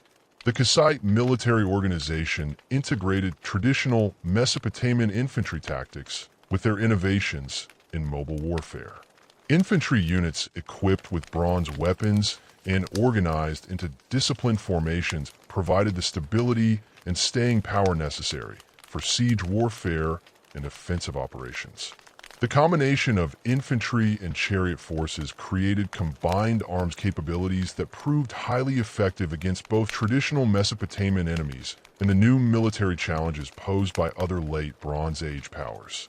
The fortification systems constructed during the Kassite period demonstrated advanced military engineering knowledge adapted to the requirements of chariot warfare. City walls were redesigned with wider gates and internal ramps that could accommodate chariot traffic, while defensive towers were positioned to provide covering fire for mobile units operating outside the walls. The integration of fixed fortifications with mobile defense capabilities reflected the Kassites' understanding that successful defense required both strong positions and the ability to respond rapidly to changing tactical situations. The cultural developments that occurred under Kassite rule represented a remarkable synthesis of Mesopotamian traditions, with innovations that reflected their distinct heritage and the international influences of the late Bronze Age. The Kassite demonstrated profound respect for Mesopotamian religious traditions. maintaining and expanding major temple complexes while introducing new architectural elements that reflected their own cultural preferences. The reconstruction of Babylon's major temples, undertaken with royal patronage and employing the finest craftsmen available, demonstrated the dynasty's commitment to maintaining their legitimacy through religious observance. The architectural innovations introduced during the Kassite period transformed the appearance of Mesopotamian cities while preserving essential functional elements. The development of new brick-making techniques, including the use of glazed bricks for decorative purposes, created opportunities for more elaborate and colorful architectural decoration. The famous Ishtar Gate of Babylon, while constructed during the later Neo-Babylonian period, employed techniques that were first developed during the Kassite era. The use of molded brick reliefs depicting animals and mythological figures demonstrated the sophisticated artistic capabilities that emerged from the synthesis of Mesopotamian and Kassite cultural traditions. The temple architecture of the Kassite period reflected both continuity with traditional Mesopotamian religious practices and innovations that addressed contemporary needs. The reconstruction of major temples employed traditional ground plans and orientations while incorporating new elements such as improved drainage systems, more sophisticated lighting arrangements, and enhanced acoustic properties for religious ceremonies. The use of imported materials, including cedar wood from Lebanon and precious stones from distant sources, demonstrated the international connections that the Kassites had developed and their commitment to creating religious buildings worthy of the gods they served. The economic transformation that occurred under Kassite rule reflected their successful integration into the international trade networks of the late Bronze Age. The kingdom's strategic location between the Iranian plateau and the Mediterranean coast provided opportunities for commercial activities that generated substantial revenues, while connecting Mesopotamian producers with distant markets. The Kassites' diplomatic relationships with major powers facilitated trade by providing security for merchant caravans and establishing standardized commercial procedures that reduced transaction costs. The development of luxury goods production during the Kassite period represented a significant expansion of Mesopotamian manufacturing capabilities. Royal workshops established in major cities and staffed by skilled craftsmen produced goods that met the sophisticated demands of international markets while maintaining the quality standards necessary for diplomatic gift exchange. The production of elaborately decorated weapons, jewelry, and ceremonial objects required technical skills and artistic sensibilities that demonstrated the high level of cultural achievement reached during this period. The Kassite approach to international trade emphasized the development of long-term relationships rather than short-term profit maximization. Royal merchants operating under official protection and following standardized procedures established trading posts in distant locations that serve as permanent bases for commercial operations. These facilities, staffed by Mesopotamian personnel and protected by diplomatic agreements, provided secure environments for conducting business while facilitating the cultural exchange that enriched Mesopotamian civilization. The agricultural innovations implemented during the Kassite period increased food production while supporting the population growth that characterized late Bronze Age Mesopotamia. The expansion of irrigation systems accomplished through royal investment and coordinated planning brought previously marginal lands under cultivation while improving the productivity of existing agricultural areas. The introduction of new crops, including varieties adapted from other regions through international contacts, diversified agricultural production and reduced the risks associated with crop failures. The Kassite period witnessed significant developments in metallurgical technology that enhanced both military capabilities and craft production. The improvement of bronzework techniques, including the development of new alloys and casting methods, produced weapons and tools of superior quality and durability. The establishment of specialized metal working centers supplied with raw materials, through international trade networks, created concentrations of technical expertise that advanced Mesopotamian metallurgical capabilities beyond previous achievements. The international connections that the caste sites maintained facilitated the exchange of technical knowledge and artistic styles that enriched Mesopotamian culture while preserving its distinctive characteristics. Craftsmen from distant regions, invited to work in Kassite workshops, introduced new techniques and decorative motifs that were adapted to local preferences and integrated into traditional Mesopotamian artistic traditions. This cultural synthesis created distinctive artistic styles that reflected both international influences and indigenous Mesopotamian creativity. The administrative record from the Kassite period, preserved in archives at sites throughout the kingdom, provide detailed information about the economic and social structures that supported this remarkable civilization. These documents reveal sophisticated systems for managing agricultural production, craft manufacturing, and commercial activities that enable the Kassites to maintain their position as a major power for over 4 centuries. The complexity and detail of these records demonstrate the advanced administrative capabilities that the caste sites had developed while adapting Mesopotamian bureaucratic traditions to their own needs and circumstances. The gradual decline of Kassite power in Babylonia and the fragmentation of late Bronze Age international systems created opportunities for ambitious rulers to forge new imperial structures. The kingdom of Assyria, centered in the northern Mesopotamian city of Ashur, had maintained its independence throughout the Kassite period while developing military capabilities and administrative expertise that would prove crucial for the next phase of Mesopotamian history. The emergence of the Neo-Assyrian Empire around 911 BCE represented not merely another dynastic change, but a fundamental transformation in the scale and sophistication of imperial organization that would create the largest and most efficiently administered empire the ancient Near East had yet witnessed. The foundations of Neo-Assyrian military supremacy rested on revolutionary innovations in weaponry, tactics, and military organization that transformed the nature of ancient warfare. The systematic adoption of iron weapons beginning in the 10th century BCE provided Assyrian forces with decisive advantages over enemies still relying primarily on bronze armaments. Iron weapons possessed superior hardness and durability compared to bronze. While the relative abundance of iron, or compared to the copper and tin required for bronze production, enabled the Assyrians to equip larger armies with high-quality weapons. The transition to iron technology required the development of new metallurgical techniques, including improved furnace designs and heat treatment methods that Assyrian craftsmen mastered through systematic experimentation and knowledge acquired from neighboring peoples.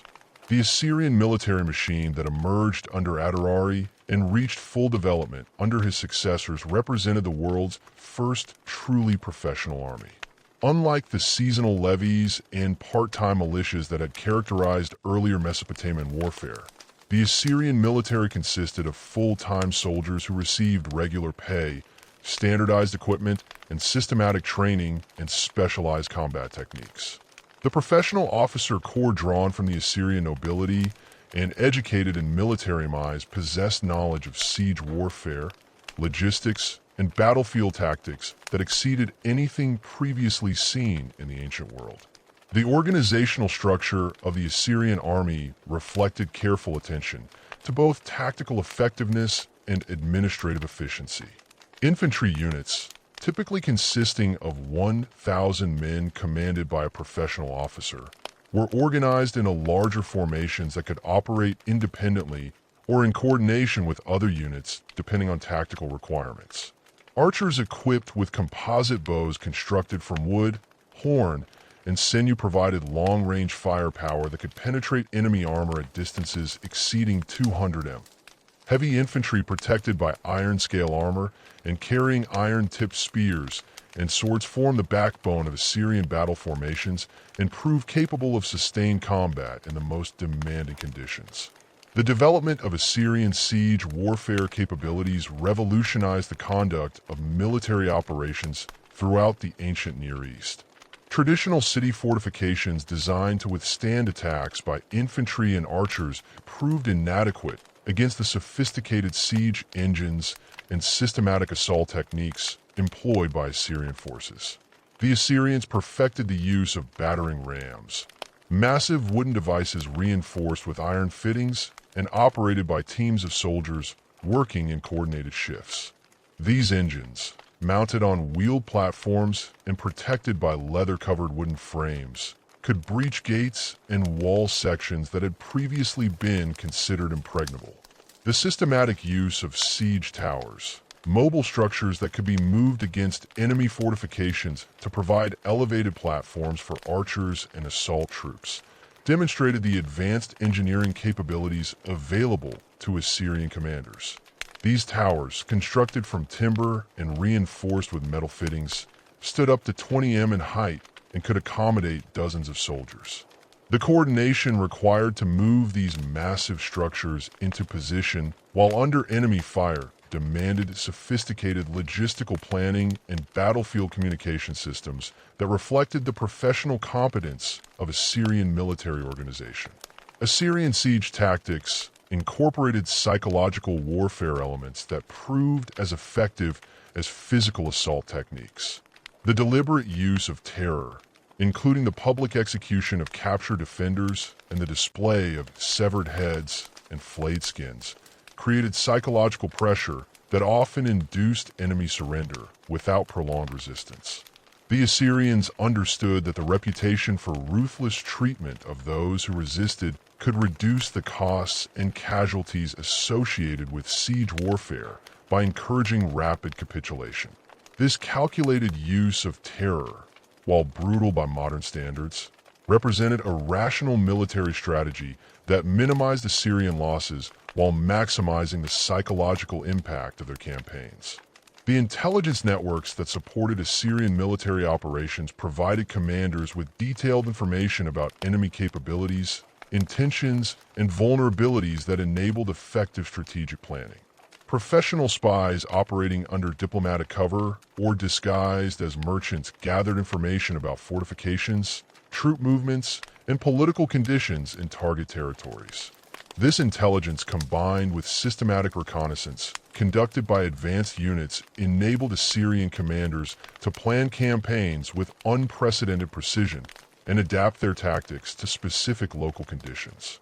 The reign of Tiglath-Pileser, beginning in 745 BC, marked the transformation of Assyrian military capabilities into a systematic program of territorial expansion that would create the largest empire in ancient Near Eastern history to that point.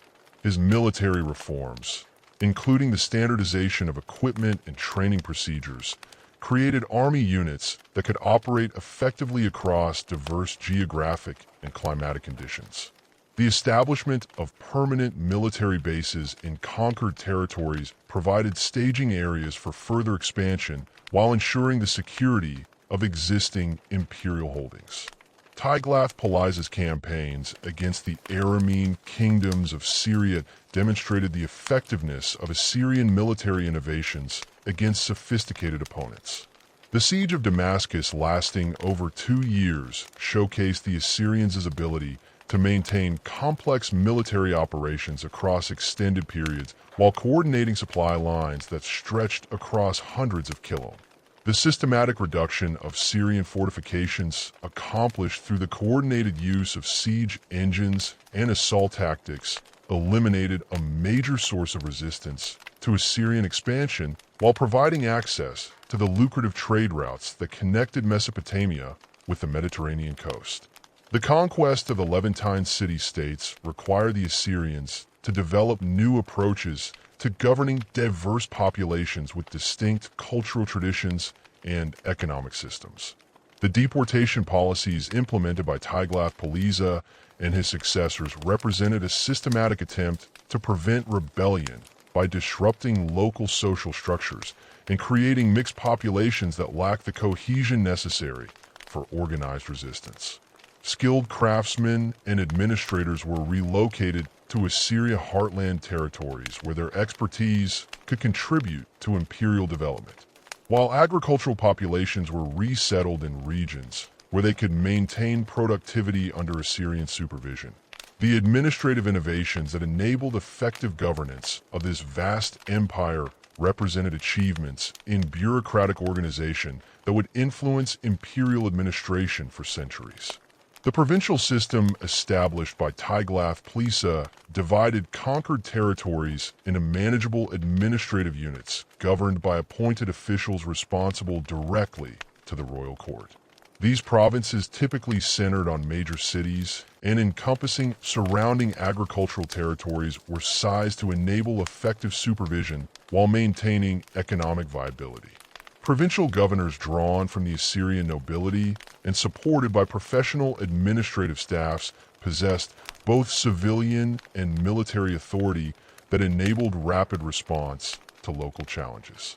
The standardization of administrative procedures throughout the empire facilitated efficient governance while reducing the costs associated with maintaining control over diverse populations.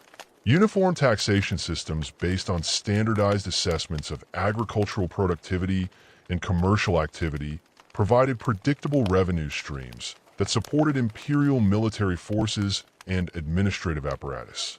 The use of Aramaic as the empire's administrative language written in alphabetic script rather than uniform simplified record-keeping and communication while enabling the rapid training of scribal personnel. The intelligence networks that supported imperial administration provided central authorities with detailed information about conditions throughout the empire that enabled effective policy implementation and early warning of potential problems. Professional intelligence officers stationed in major cities and reporting directly to the royal court monitored local political developments, economic conditions, and social tensions that might threaten imperial stability. This information transmitted through rapid communication systems that employed relay stations and mounted messengers enabled central authorities to respond quickly to emerging challenges. The reign of Sargon II, beginning in 722 B.C., witnessed the expansion of Assyrian control into new geographic regions that required adaptations in military tactics and administrative procedures. His campaigns against the Kingdom of Urartu, located in the mountainous regions of eastern Anatolia, demonstrated Assyrian ability to conduct effective military operations in difficult terrain against opponents who possess sophisticated military capabilities. The systematic reduction of Urartian fortifications accomplished through the coordinated use of siege engines and mountain warfare tactics eliminated a major threat to Assyrian northern territories while providing access to mineral resources and trade routes. The conquest of Cyprus under Sargon's direction represented the first successful Assyrian naval operation and demonstrated the empire's ability to project military power across maritime distances. The development of naval capabilities, including the construction of warships and the training of naval personnel, required the Assyrians to master new technologies and tactical approaches that differed significantly from their traditional land-based military expertise. The successful integration of naval operations with land-based campaigns created new strategic possibilities that enhanced Assyrian military effectiveness. Sargon's construction of a new capital city at Dur-Shirikin demonstrated the wealth and organizational capabilities that the empire had accumulated through successful territorial expansion. The city, covering over 300 hectares and containing elaborate palace complexes, administrative buildings, and residential quarters, required the coordinated labor of thousands of workers over multiple years. The architectural innovations incorporated into the city's design, including improved drainage systems, sophisticated defensive works, and monumental decorative elements, reflected the cultural achievements that had emerged from the synthesis of diverse imperial traditions. The reign of Ashurbanipal, spanning from 669 to 627 B.C., marked the zenith of Assyrian imperial power and witnessed remarkable achievements in both military conquest and cultural development. His campaigns against Egypt, culminating in the capture of Thebes in 663 BC, extended Assyrian control to its maximum geographic extent and demonstrated the empire's ability to conduct effective military operations across vast distances. The systematic organization of these campaigns, including the coordination of supply lines that stretched across the entire length of the Fertile Crescent, reflected the sophisticated logistical capabilities that had been developed through centuries of military experience. The library of Ashurbanipal, established in the royal palace at Nineveh, represented one of the most remarkable cultural achievements of the ancient world. This collection, containing over 30,000 ununiform tablets gathered from libraries and archives throughout the empire, preserved the literary and scholarly heritage of Mesopotamian civilization, while making it accessible to contemporary scholars and administrators. The systematic organization of the library, with tablets cataloged according to subject matter and cross-referenced through sophisticated indexing systems, demonstrated the advanced intellectual capabilities that had emerged within Assyrian scholarly circles. The library's collection included literary works spanning the entire history of Mesopotamian civilization, from Sumerian hymns and myths to contemporary Syrian historical records. The preservation of multiple versions of important texts, including various recensions of the Epic of Gilgamesh, enabled scholars to conduct comparative studies that advanced understanding of textual transmission and literary development. The library also contained extensive collections of technical works, including mathematical treatises, astronomical observations, medical texts, and legal documents that provided practical knowledge for imperial administration. The scholarly activities conducted within the library demonstrated the sophisticated intellectual culture that had developed within the Assyrian court.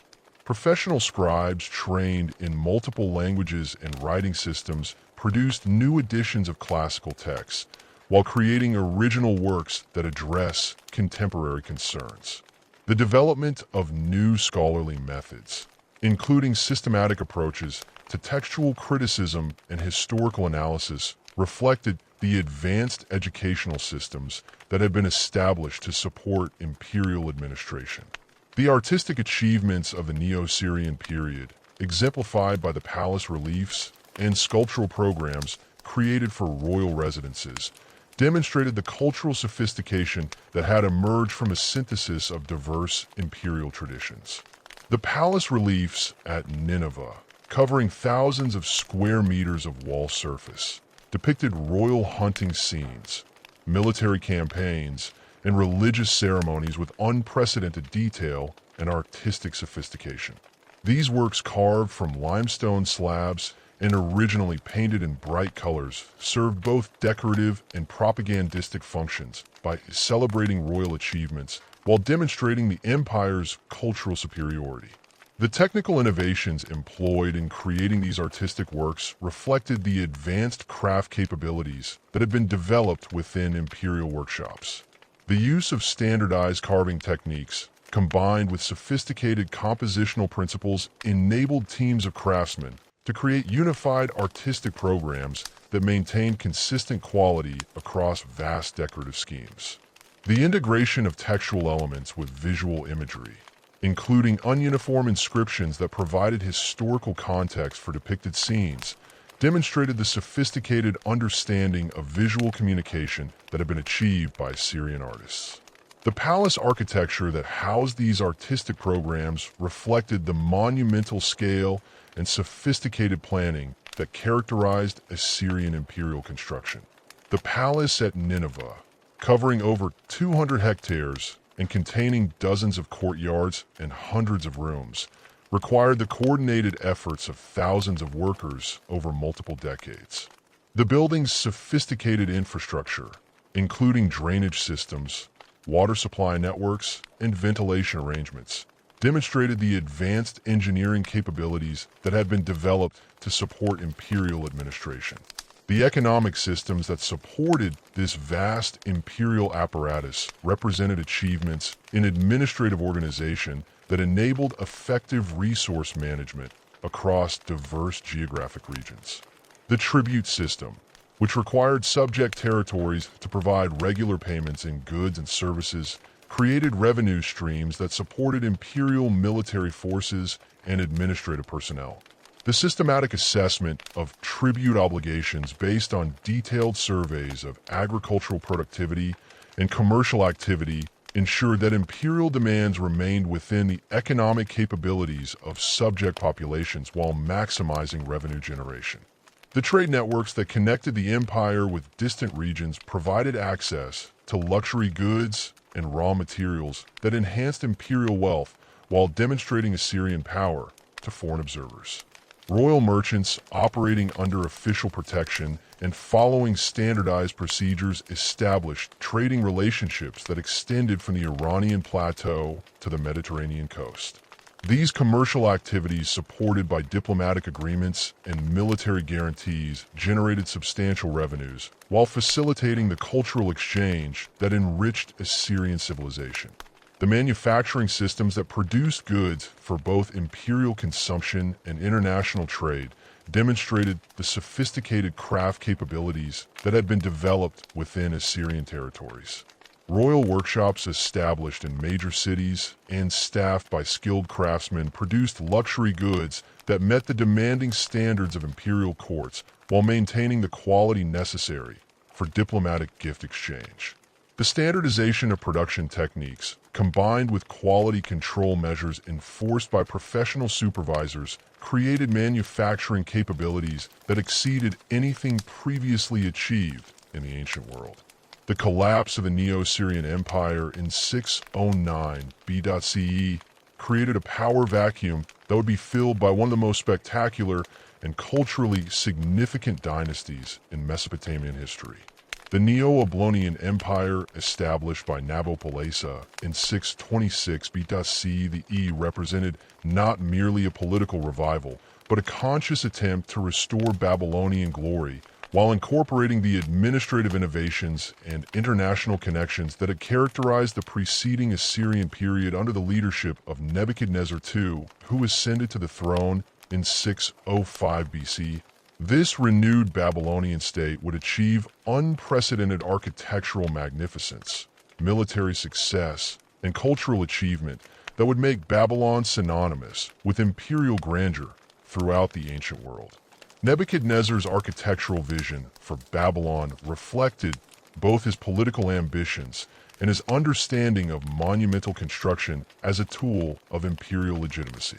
The reconstruction of a city began almost immediately upon his accession and continued throughout his 43-year reign, transforming Babylon into a metropolis that dwarfed all previous Mesopotamian urban centers.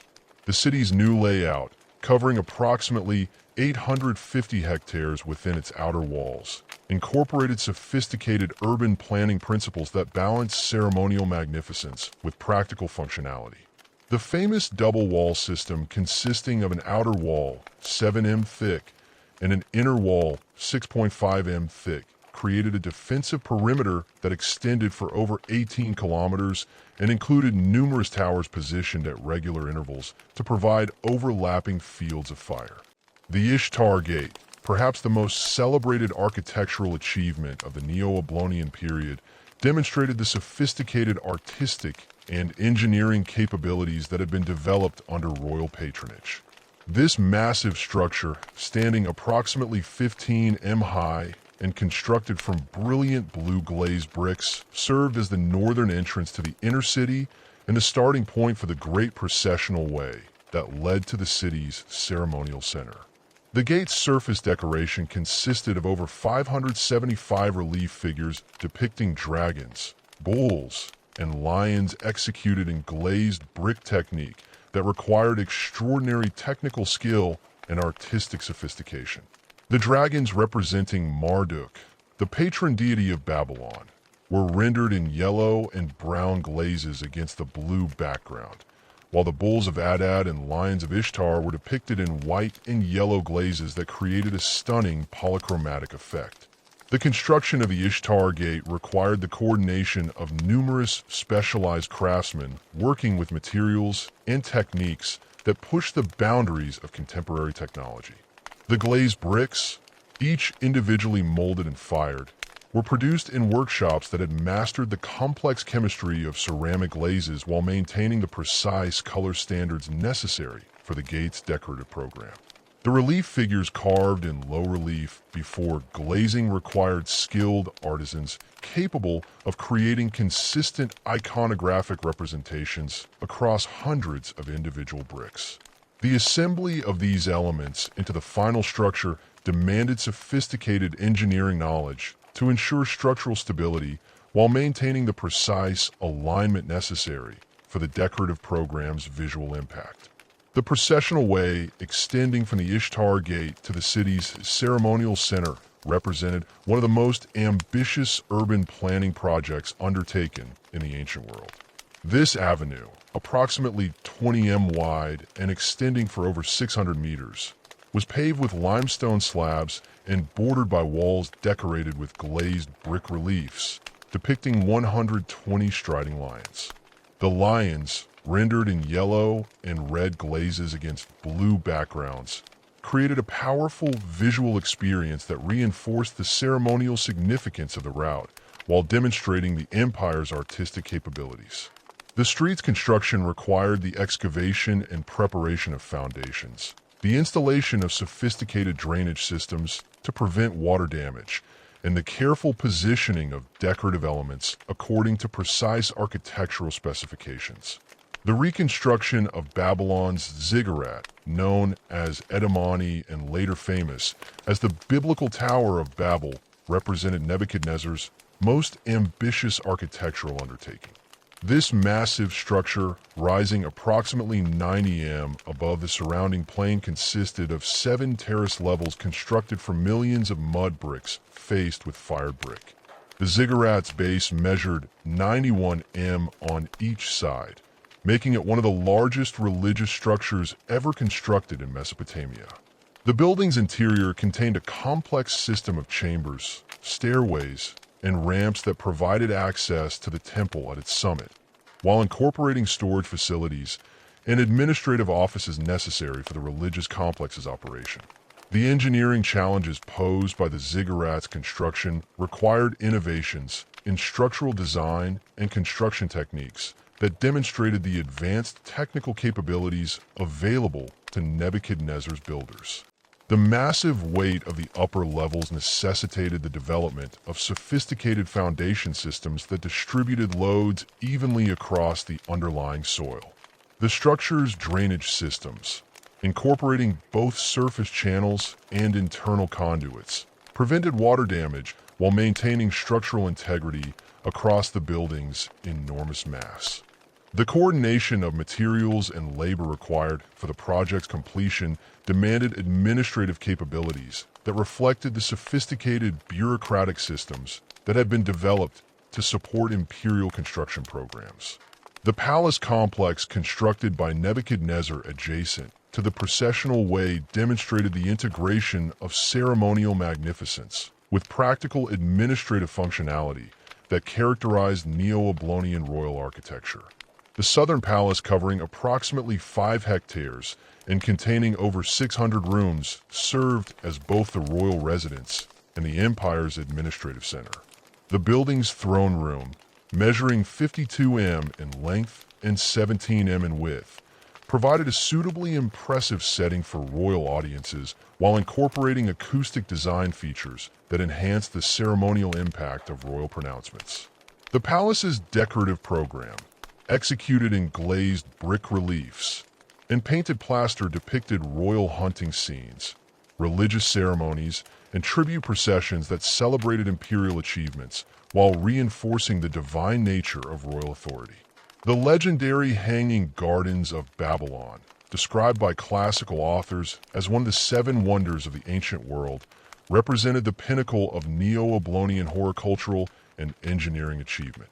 These terrace gardens, constructed within the palace complex, employed sophisticated irrigation systems that lifted water from the Euphrates River to supply plants growing at various elevations above ground level. The garden's design incorporated architectural elements that created microclimates suitable for diverse plant species, including trees and flowering plants imported from throughout the empire's territories. The engineering systems that supported the gardens, including waterproof terraces, drainage networks, and mechanical lifting devices, demonstrated the advanced technical knowledge that had been developed to support royal luxury while creating unprecedented landscape architecture. Nebuchadnezzar's military campaigns extended Neo-Babylonian control throughout the Levant, while demonstrating the empire's ability to conduct complex military operations across vast distances. The siege of Jerusalem, beginning in 597 BCE and culminating in the city's destruction in 586 CE, represented one of the most significant military achievements of the Neo-Babylonian period, while having profound consequences for the development of Jewish religious and cultural identity. The systematic reduction of Jerusalem's fortifications, accomplished through the coordinated use of siege engines and blockade tactics, demonstrated the effectiveness of Neo-Babylonian military capabilities against sophisticated urban defenses. The deportation of Jewish populations following Jerusalem's conquest represented a systematic implementation of population transfer policies that had been developed during the Assyrian period but refined under Neo-Babylonian administration. The removal of approximately 10,000 skilled craftsmen, administrators, and religious leaders to Babylon served multiple purposes.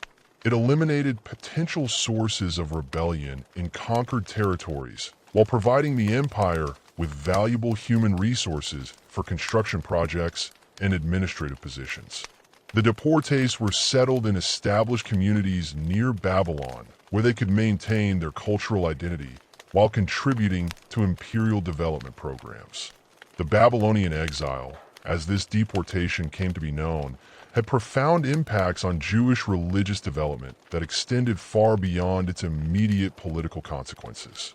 The experience of displacement from their homeland forced Jewish communities to develop new forms of religious practice that could function without the temple in Jerusalem. The emphasis on textual study, communal worship, and portable religious practices that emerged during this period lay the foundations for Rabbinic Judaism, while preserving Jewish cultural identity under foreign rule. The literary works produced during the exile, including portions of the Hebrew Bible, reflected both the trauma of displacement and the adaptation to new circumstances that characterized Jewish experience under Neo-Babylonian rule. The integration of deported populations into Neo-Babylonian society demonstrated the empire's sophisticated approach to managing diverse ethnic and cultural groups within its territories. Jewish communities in Babylon maintained their religious practices while participating in commercial and administrative activities that contributed to imperial prosperity. Some individuals achieved positions of significant responsibility within the imperial bureaucracy, demonstrating the meritocratic elements that characterized Neo-Babylonian administration. The preservation of Jewish cultural identity within the broader imperial framework created a model for cultural pluralism that would influence subsequent imperial systems. The scientific and mathematical achievements of the Neo-Babylonian period represented the culmination of millennia of Mesopotamian intellectual development, while incorporating knowledge acquired through international contacts. Babylonian astronomers working in temple complexes and royal observatories developed systematic methods for recording and analyzing celestial phenomena that enabled accurate prediction of astronomical events.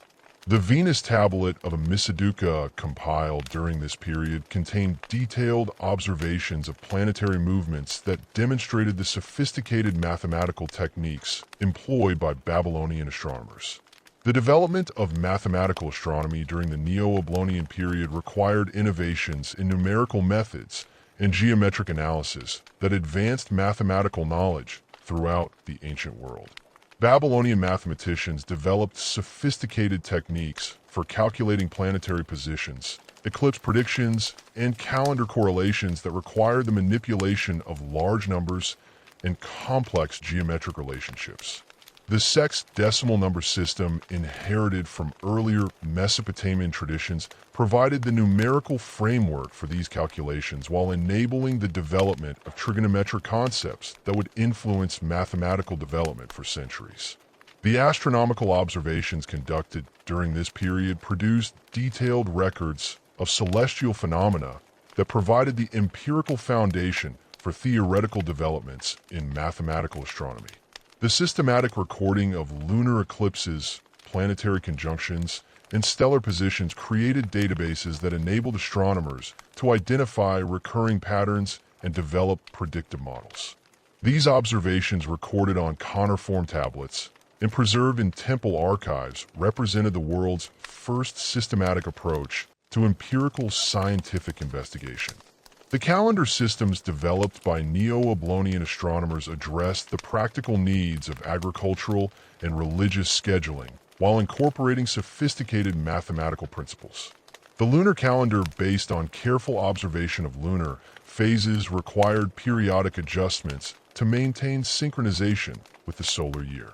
The development of intercalation rules determining when additional months should be added to the calendar required mathematical analysis of astronomical cycles that demonstrated the advanced computational capabilities available to Babylonian scholars.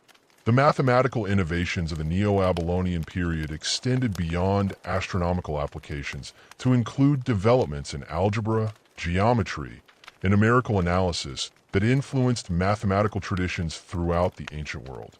Babylonian mathematicians developed systematic methods for solving quadratic equations, calculating areas and volumes of geometric figures, and manipulating fractional quantities that required sophisticated understanding of mathematical relationships.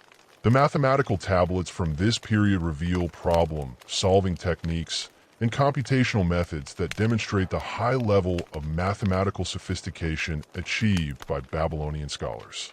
The religious developments that occurred under Neo-Babylonian rule reflected both the restoration of traditional Mesopotamian religious practices and innovations that addressed contemporary political and cultural circumstances.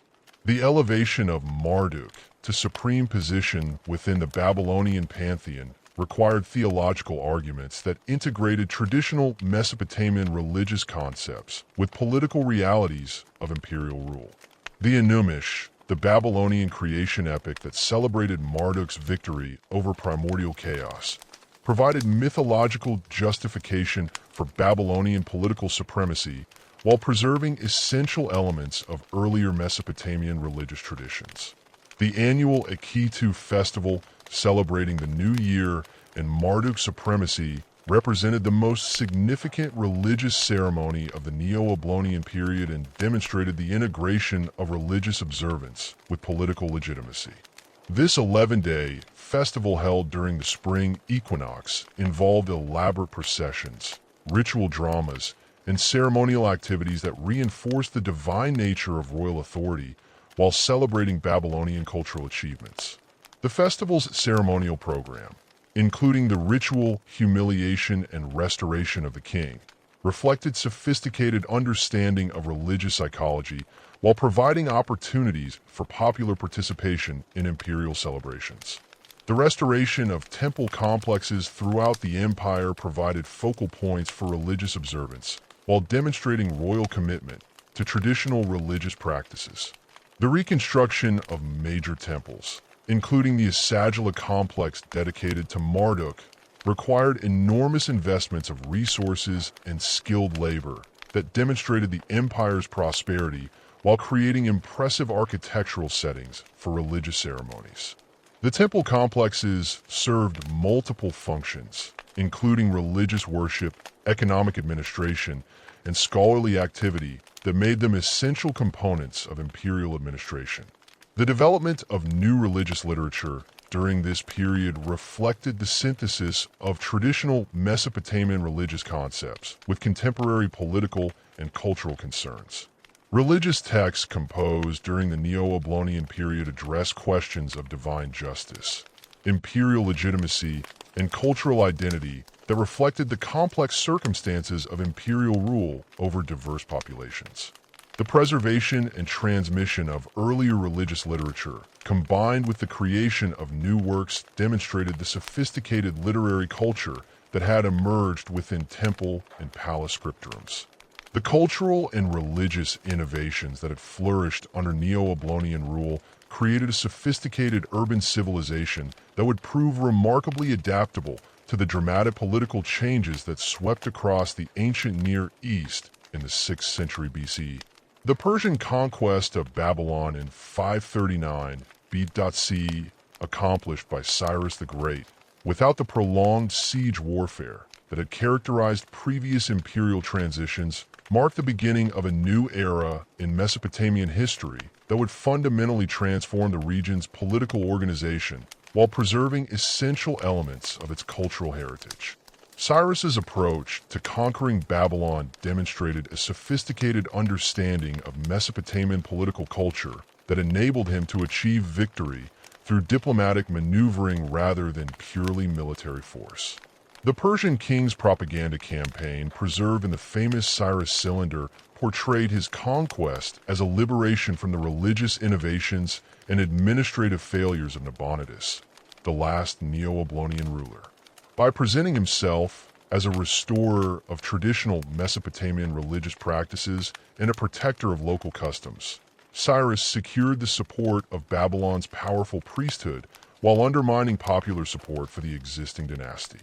This strategy proved remarkably effective as the city's gates were opened to Persian forces by internal supporters who viewed Cyrus as a legitimate ruler rather than a foreign conqueror. The administrative integration of Mesopotamia into the expanding Amanid Persian Empire required the development of new governmental structures that could accommodate the region's sophisticated bureaucratic traditions while maintaining imperial unity across vast territories. The sea-trap system implemented by Cyrus and refined by his successors divided the empire into large administrative provinces governed by appointed officials who possessed both civilian and military authority.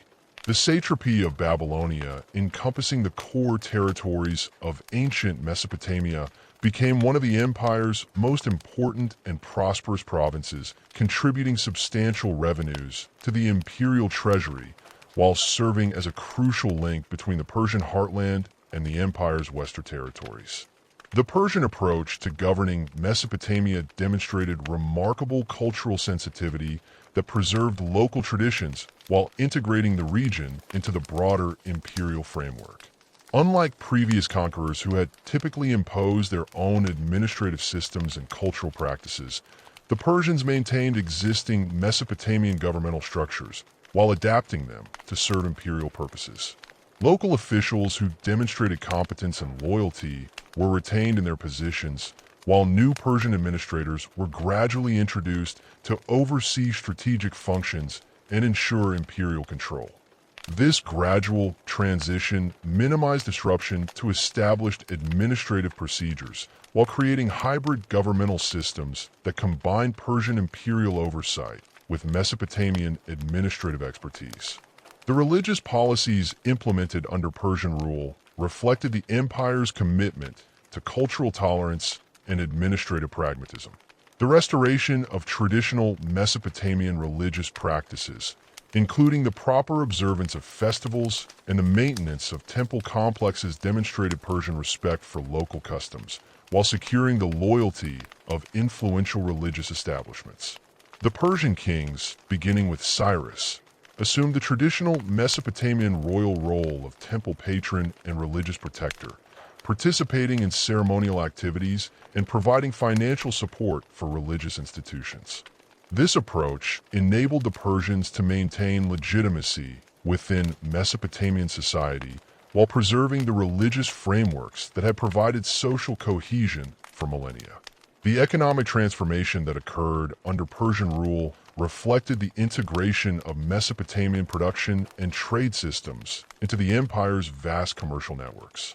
The standardization of weights, measures, and currency across the empire facilitated long-distance commerce, while reducing transaction costs for merchants operating across cultural boundaries.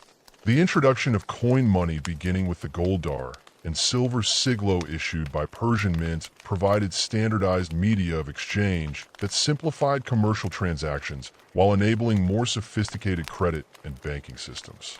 Mesopotamian merchants operating within these new economic frameworks expanded their commercial activities to include territories that had previously been accessible only through complex diplomatic arrangements. The agricultural policies implemented by Persian administrators enhanced food production while supporting population growth in urban centers. The expansion of irrigation systems accomplished through imperial investment and coordinated planning brought previously marginal lands under cultivation while improving the productivity of existing agricultural areas. The introduction of new crops, including varieties adapted from other regions of the empire, diversified agricultural production and reduced the risks associated with crop failures. The systematic organization of agricultural territories with carefully planned field systems and water distribution networks maximized productivity while maintaining the environmental sustainability that had enabled Mesopotamian agriculture to flourish for millennia. The craft production systems that developed under Persian rule achieved new levels of sophistication through the integration of Mesopotamian technical traditions with innovations borrowed from other parts of the empire. Royal workshops established in major cities and staffed by skilled craftsmen from diverse cultural backgrounds produced luxury goods that combined traditional Mesopotamian artistic themes with Persian imperial iconography. The development of new artistic styles incorporating elements from Persian, Mesopotamian, and other imperial traditions created distinctive cultural expressions that reflected the cosmopolitan nature of Persian imperial society, while preserving essential elements of local artistic heritage. The architectural achievements of the Persian period in Mesopotamia demonstrated the successful synthesis of imperial grandeur with local building traditions. The reconstruction of major temple complexes undertaken with royal patronage and employing the finest craftsmen available created religious buildings that maintained traditional Mesopotamian architectural principles while incorporating Persian decorative elements. The use of new construction techniques, including improved stonework methods and more sophisticated structural engineering, enabled the creation of buildings that surpassed previous architectural achievements while preserving the essential religious and ceremonial functions that had characterized Mesopotamian sacred architecture. The intellectual developments that occurred under Persian rule reflected the empire's commitment to preserving and transmitting cultural knowledge across diverse populations. The establishment of libraries and scriptorums in major cities created centers for scholarly activity that maintained Mesopotamian literary traditions while facilitating cultural exchange with other parts of the empire. Scribes trained in multiple languages and writing systems produced new editions of classical texts, while creating original works that addressed contemporary concerns. The development of new scholarly methods, including systematic approaches to historical analysis and comparative studies, reflected the advanced educational systems that had been established to support imperial administration. The legal systems that evolved under Persian rule demonstrated the integration of Mesopotamian legal traditions with imperial administrative requirements. The preservation of local legal customs combined with the introduction of Persian imperial law for matters affecting imperial interests created hybrid legal systems that provided familiar frameworks for local disputes, while ensuring imperial control over strategic issues. The training of legal professionals in both local and imperial legal traditions enabled the development of sophisticated jurisprudential systems that could address the complex legal issues arising from the interaction of diverse cultural and legal traditions within the imperial framework. The military organization that supported Persian rule in Mesopotamia reflected the empire's approach to integrating local military traditions with imperial strategic requirements. Mesopotamian military units equipped and trained according to Persian standards, but maintaining elements of local military culture, served alongside Persian forces in campaigns throughout the empire. The development of combined arms tactics, incorporating Mesopotamian siege warfare expertise with Persian cavalry and archery techniques, created military capabilities that prove highly effective against diverse opponents. The establishment of military colonies in strategic locations provided security for trade routes and administrative centers, while creating communities that blended Persian and Mesopotamian military traditions. The transformation of Mesopotamian society under Persian rule created new social structures that reflected the empire's multicultural character, while preserving essential elements of traditional Mesopotamian social organization. The Persian nobility, settling in major Mesopotamian cities, intermarried with local elite families and adopted aspects of Mesopotamian culture while maintaining their Persian identity. This cultural synthesis created new social classes that combined Persian political authority with Mesopotamian economic expertise and cultural knowledge.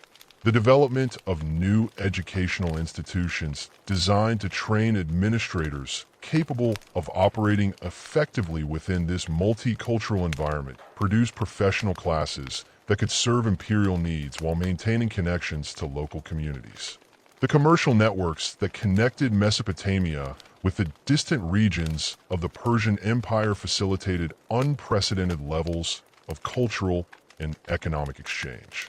Mesopotamian merchants operating under imperial protection and following standardized commercial procedures established trading relationships that extended from the Indus Valley to the Mediterranean coast. These commercial activities, supported by imperial infrastructure, including roads, bridges, and communication systems, generated substantial wealth, while facilitating the exchange of ideas, technologies, and cultural practices that enriched Mesopotamian civilization. The artistic and cultural developments that emerged from this commercial and cultural exchange created new forms of artistic expression that reflected the cosmopolitan nature of Persian imperial society.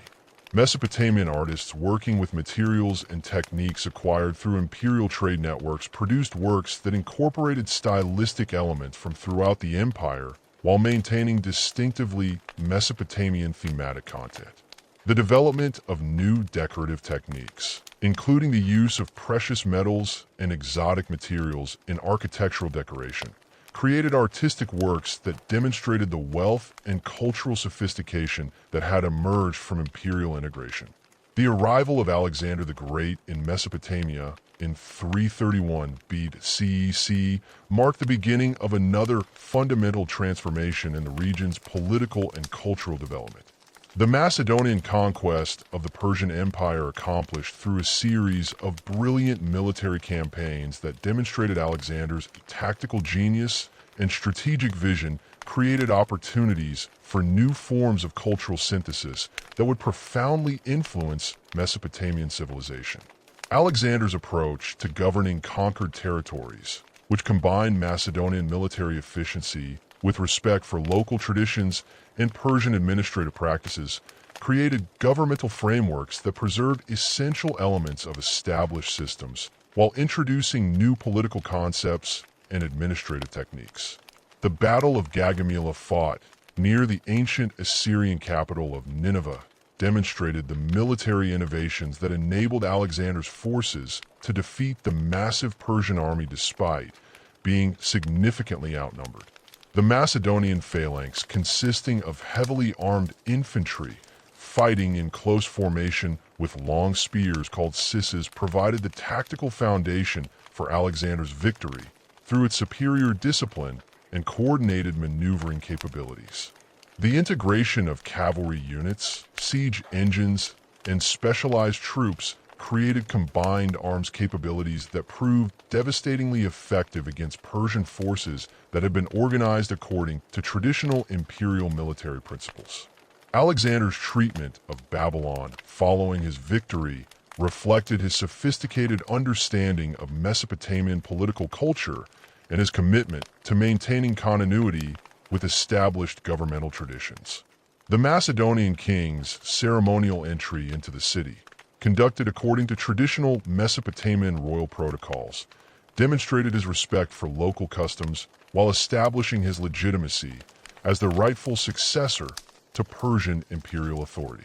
The preservation of existing administrative structures combined with the introduction of Macedonian military commanders and Greek administrative personnel created hybrid governmental systems that maintained operational efficiency while ensuring Macedonian control over strategic functions. The cultural policies implemented under Alexander's rule reflected his vision of creating a unified empire that would combine the best elements of Greek, Persian, and local traditions. The encouragement of intermarriage between Macedonian soldiers and local women demonstrated by Alexander's own marriage to Roxana and his mass wedding ceremony at Susa created new social bonds that transcended ethnic and cultural boundaries. The establishment of Greek-style educational institutions alongside traditional Mesopotamian schools created opportunities for cultural exchange that enriched both Greek and Mesopotamian intellectual traditions while producing new generations of administrators capable of operating effectively within the multicultural imperial framework. The death of Alexander in Babylon in 323 BCE created a succession crisis that would ultimately result in the division of his empire among his generals and the establishment of new Hellenistic kingdoms throughout the former Persian territories. The Wars of the Diadochi, as these succession conflicts came to be known, demonstrated the military and political challenges inherent in maintaining unified control over the vast territories that Alexander had conquered. The eventual emergence of the Seleucid Empire established by Seleucus' first Nicaria created a new political framework that would govern Mesopotamia for nearly 2 centuries while preserving many elements of the governmental and cultural systems that had developed under Persian rule. The Seleucid approach to governing Mesopotamia reflected their understanding of the region's strategic importance and cultural significance within their broader imperial framework. The establishment of new Greek cities, including Susia on the Tigris, created centers of Hellenistic culture that served as administrative capitals while maintaining connections to traditional Mesopotamian urban centers. These new cities, designed according to Greek urban planning principles but adapted to local environmental conditions, demonstrated the synthesis of Greek and Mesopotamian architectural and urban design traditions that characterized the Hellenistic period. The economic policies implemented by the Seleucid rulers enhanced Mesopotamian prosperity while integrating the region into the broader economic networks of the Hellenistic world. The standardization of currency systems based on Greek monetary standards, but incorporating local design elements, facilitated commercial transactions while maintaining connections to established Mesopotamian commercial practices. The development of new trade routes connecting Mesopotamian cities with Greek commercial centers in the Eastern Mediterranean created opportunities for economic growth while facilitating the exchange of goods, ideas, and cultural practices that enrich both. The religious and cultural developments that occurred under Seleucid rule reflected the complex interactions between Greek, Persian, and Mesopotamian traditions that characterized the Hellenistic period. The preservation of traditional Mesopotamian religious practices, combined with the introduction of Greek religious concepts and Persian imperial traditions, created syncretic religious systems that incorporated elements from multiple cultural traditions. The development of new philosophical schools combining Greek rational inquiry with Mesopotamian wisdom traditions produced intellectual frameworks that addressed contemporary concerns while preserving essential elements of ancient cultural heritage. The military innovations that emerged during the Seleucid period reflected the integration of Macedonian tactical principles with Persian and Mesopotamian military traditions. The development of new siege warfare techniques, combining Greek engineering expertise with Mesopotamian architectural knowledge, created military capabilities that proved highly effective against diverse opponents. The establishment of military colonies throughout the empire provided security for trade routes and administrative centers, while creating communities that blended Greek, Persian, and Mesopotamian military traditions. The gradual decline of Seleucid power in Mesopotamia during the 2nd century BC created opportunities for new political forces to assert control over the region. The rise of the Parthian Empire, established by nomadic peoples from the Iranian plateau, would ultimately result in the end of Hellenistic rule in Mesopotamia and the beginning of a new phase in the region's political and cultural development. The Parthian conquest of Mesopotamia in 141 BC marked the end of nearly 4 centuries of Greek political influence, while preserving many elements of the cultural synthesis that had emerged during the Hellenistic period. The Parthian conquest of Mesopotamia in 141 BC marked the beginning of the final phase of ancient Mesopotamian civilization, as the region became a contested frontier province between two great empires locked in perpetual struggle. The Parthian Empire, established by the Arsid dynasty and centered in the Iranian plateau, brought new forms of political organization and cultural expression to Mesopotamia, while simultaneously preserving certain elements of the Hellenistic administrative systems they had inherited from Assyrians. This transition occurred not through sudden conquest, but through a gradual process of territorial acquisition that reflected the Parthians' pragmatic approach to imperial expansion and their understanding of Mesopotamia's strategic importance as a buffer zone against Roman expansion. The Parthian military system that enabled their conquest of Mesopotamia represented a revolutionary approach to warfare that combined traditional Iranian nomadic tactics with innovations borrowed from settled civilizations. The backbone of Parthian armies consisted of heavily armored cavalry units known as cataphracts, mounted warriors encased in scale armor and wielding long lances who could deliver devastating charges against enemy formations. These elite units, drawn from the Parthian nobility and equipped at enormous expense, possessed tactical capabilities that proved highly effective against both infantry formations and light cavalry forces. The cataphracts' horses, bred specifically for size and strength, were also protected by armor that covered their heads, necks, and flanks, creating an almost impenetrable barrier that could smash through enemy lines while remaining relatively immune to conventional weapons. Complementing the heavy cavalry were units of mounted archers whose tactical mobility and firepower revolutionized battlefield dynamics throughout the ancient world. These warriors, equipped with powerful composite bows and trained from childhood in the demanding art of mounted archery, could deliver accurate fire while moving at full gallop. The famous Parthian shot, where archers would turn in their saddles to fire at pursuing enemies while retreating, became a legendary tactic that demoralized opponents and demonstrated the extraordinary skill of Parthian horsemen. The combination of heavy and light cavalry created tactical flexibility that enabled Parthian commanders to adapt their strategies to different opponents and battlefield conditions while maintaining the mobility that had traditionally characterized Iranian warfare. The Battle of Kare in 53 BC demonstrated the devastating effectiveness of Parthian military tactics against Roman forces and established the military reputation that would define Parthian-Roman relations for centuries. The Roman army under Marcus Laenius Cassius, consisting of approximately 40,000 infantry and 4,000 cavalry, encountered a Parthian force of roughly 10,000 mounted warriors under the command of Serena, a young nobleman who had recently distinguished himself in campaigns against nomadic tribes.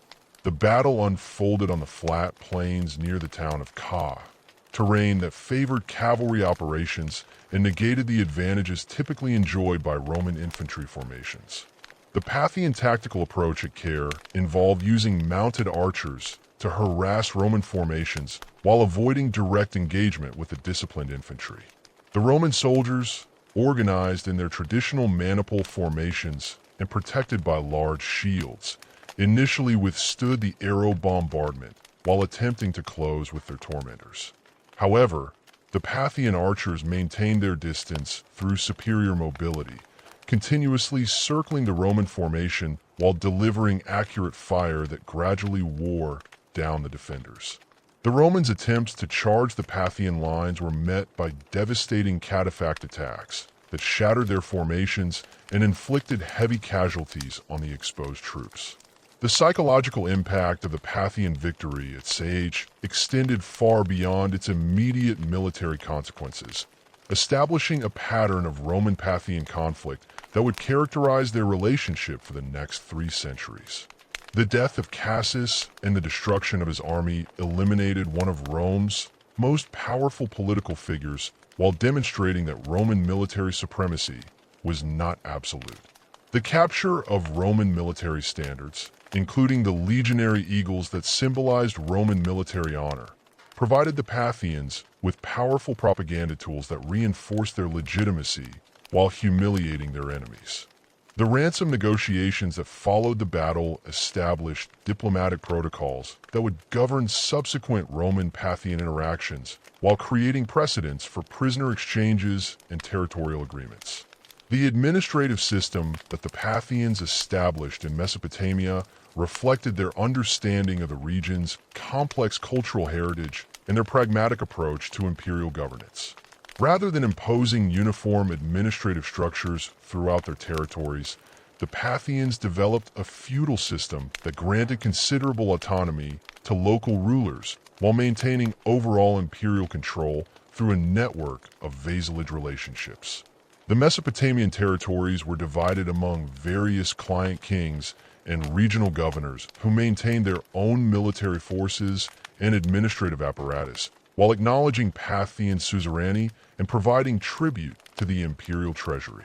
The city of Ctesiphon, established on the east bank of the Tigris River opposite the Hellenistic city of Susia, became the Parthian administrative center for Mesopotamia and eventually evolved into one of the largest cities in the ancient world. The site's strategic location, positioned at the narrowest point between the Tigris and Euphrates rivers, where major trade routes converged, provided significant commercial advantages while offering defensive benefits against potential Roman attacks. The city's rapid growth, supported by imperial investment and commercial prosperity, attracted population from throughout the Parthian Empire while creating a cosmopolitan urban center that blended Iranian, Mesopotamian, and Hellenistic cultural traditions. The architecture of Ctesiphon reflected the synthesis of diverse cultural influences that characterized Parthian imperial culture. The famous Tak Kasra, a massive barrel-vate hall that served as the royal audience chamber, demonstrated innovative engineering techniques that combined Iranian architectural concepts with Mesopotamian construction methods. The structure, built from fired brick and measuring approximately 37 meters in width and 30 meters in height, create an interior space of unprecedented scale that could accommodate thousands of courtiers and visitors during royal ceremonies. The vault's construction, achieved without the use of supporting columns, required sophisticated understanding of structural engineering principles and represented one of the most remarkable architectural achievements of the ancient world. The decorative programs that adorned Parthian royal buildings incorporated artistic elements from multiple cultural traditions while developing distinctive stylistic characteristics that reflected the empire's multicultural character. Stucco reliefs depicting royal hunting scenes, court ceremonies, and mythological narratives combined Iranian thematic content with Hellenistic artistic techniques and Mesopotamian iconographic traditions. The use of bright colors, including blues, reds, and gold leaf, created visual effects that enhanced the ceremonial impact of royal architecture while demonstrating the wealth and cultural sophistication that had emerged from imperial prosperity. The economic transformation that occurred under Parthian rule reflected the empire's position as a crucial link between the Roman world and the emerging trade networks of Central Asia and the Far East. The Silk Road, the network of trade routes that connected China with the Mediterranean world, passed through Parthian territories and generated enormous revenues through customs duties and commercial taxes. Mesopotamian cities, particularly Ctesiphon and Susia, became major commercial centers where goods from distant regions were exchanged, processed, and redistributed to markets throughout the ancient world. The prosperity generated by this commerce supported urban growth and cultural development, while providing the resources necessary for maintaining the military forces that defended the empire against Roman attacks.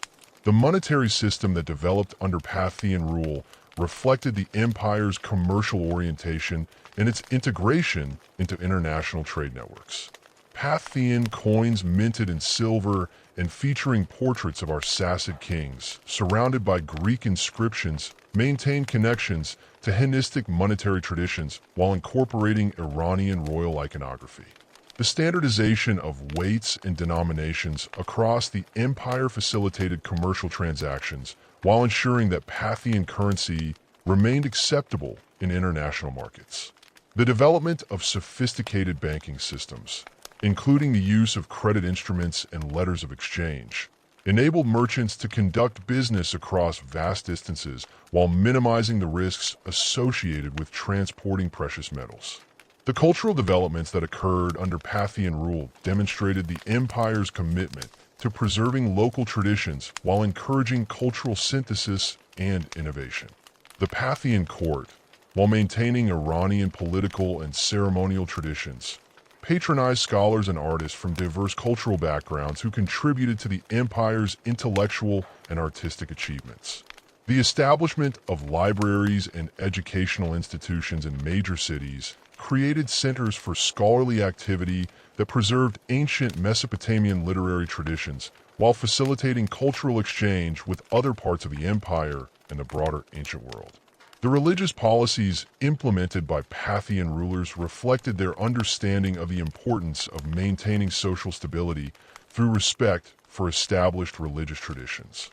The Parthians who practiced Zoroastrianism as their state religion demonstrated remarkable tolerance for the diverse religious practices of their subjects, while encouraging syncretistic developments that created new forms of religious expression. Traditional Mesopotamian deities continued to receive worship and patronage, while Greek religious concepts introduced during the Hellenistic period were preserved and integrated into local religious systems. The development of new religious movements, including various forms of Gnosticism and early Christianity, reflected the creative religious environment that emerged from this cultural synthesis. The gradual decline of ununiform writing during the Parthian period marked one of the most significant cultural transformations in Mesopotamian history. The ancient writing system that had served Mesopotamian civilization for over 3 millennia gradually gave way to alphabetic scripts that were better suited to the multilingual environment of the Parthian Empire. Aramaic written in alphabetic script and serving as the empire's administrative language became increasingly dominant in official documents and commercial transactions. Greek continued to be used in scholarly and literary contexts, particularly in cities with substantial Hellenistic populations, while various Iranian languages employed different alphabetic systems for local administrative purposes. The decline of ununiform represented more than a simple change in writing technology. It reflected the gradual transformation of Mesopotamian cultural identity that had been occurring since the Persian conquest. The complex syllabic system that had required years of training to master became increasingly impractical in a multilingual empire where administrative efficiency demanded simpler and more flexible writing systems. The last known ununiform texts dating to the 1st century CE were produced by temple scribes who maintained traditional practices for religious purposes. While the broader society had already adopted alphabetic writing for practical communication, archaeological evidence from Mesopotamian sites during the Parthian period reveals a complex pattern of urban decline and transformation that reflected the changing political and economic circumstances of the region. Many ancient cities that had flourished under previous empires experienced population decline and reduced construction activity as political centers shifted to new locations and trade routes were redirected through different commercial hubs. The abandonment of certain districts within traditional urban centers, combined with the establishment of new settlements in strategically important locations, created a transformed urban landscape that reflected the priorities of Parthian imperial administration. The city of Babylon, which had served as a major political and cultural center for over a millennium, experienced gradual decline during the Parthian period as its functions were transferred to newer administrative centers. Archaeological excavations reveal that large areas of the city were abandoned during the 2nd and 1st centuries BCE, with residential districts becoming depopulated and major public buildings falling into disrepair. The famous Hanging Gardens, if they had indeed existed, were no longer maintained, while the Great Ziggurat of Temani gradually deteriorated from neglect. The city's decline reflected broader changes in Mesopotamian political organization that favored newer urban centers over traditional seats of power. The transformation of Seleucia on the Tigris during the Parthian period illustrated the complex relationship between continuity and change that characterized Mesopotamian urban development. The city, originally established as a Hellenistic foundation, maintained its Greek character while adapting to Parthian political control and the changing economic circumstances of the region. Archaeological evidence reveals continued construction activity and population growth during the early Parthian period, followed by gradual decline as the nearby city of Kit-Tessapon assumed greater political and economic importance. The eventual abandonment of significant portions of Susia reflected the broader pattern of urban transformation that characterized Mesopotamian development during this period. The material culture that emerged during the Parthian period demonstrated the synthesis of diverse cultural traditions that characterized the empire's multicultural society. Pottery styles combined traditional Mesopotamian forms with decorative elements borrowed from Iranian, Greek, and Central Asian artistic traditions. Metalwork, including weapons, jewelry, and ceremonial objects, incorporated technical innovations that reflected the empire's extensive trade connections, while maintaining regional stylistic characteristics. Textile production, enhanced by access to silk and other luxury materials through Silk Road commerce, created new forms of decorative art that influenced fashion and artistic expression throughout the ancient world. The artistic achievements of the Parthian period reflected the empire's cultural sophistication and its ability to synthesize diverse artistic traditions into distinctive new forms of expression. Sculpture, particularly the relief carvings that decorated royal buildings and religious monuments, combined Iranian thematic content with Hellenistic artistic techniques and Mesopotamian iconographic traditions. The development of new sculptural styles characterized by frontal poses and elaborate decorative details created artistic expressions that influenced subsequent artistic development throughout the Near East and Central Asia. The scientific and intellectual achievements of the Parthian period built upon the foundations established by earlier Mesopotamian civilizations while incorporating knowledge acquired through international contacts. Astronomical observations conducted in temple complexes and court observatories continued the traditions of mathematical astronomy that had been developed during the Neo-Babylonian period. The preservation and transmission of ancient Mesopotamian scientific texts combined with new observations and theoretical developments maintained Mesopotamian leadership in astronomical knowledge while contributing to the broader development of scientific understanding throughout the ancient world. The rise of the Sassanid Empire in 224 CE marked the end of Parthian rule and the beginning of the final transformation of ancient Mesopotamian civilization. The Sassanid conquest, accomplished through a combination of military force and political maneuvering, established a new Iranian dynasty that would govern Mesopotamia for the next 4 centuries, while implementing administrative and cultural policies that differed significantly from those of their Parthian predecessors. The Sassanid emphasis on centralized administration and religious orthodoxy created governmental systems that reduced local autonomy while promoting cultural homogenization throughout their territories.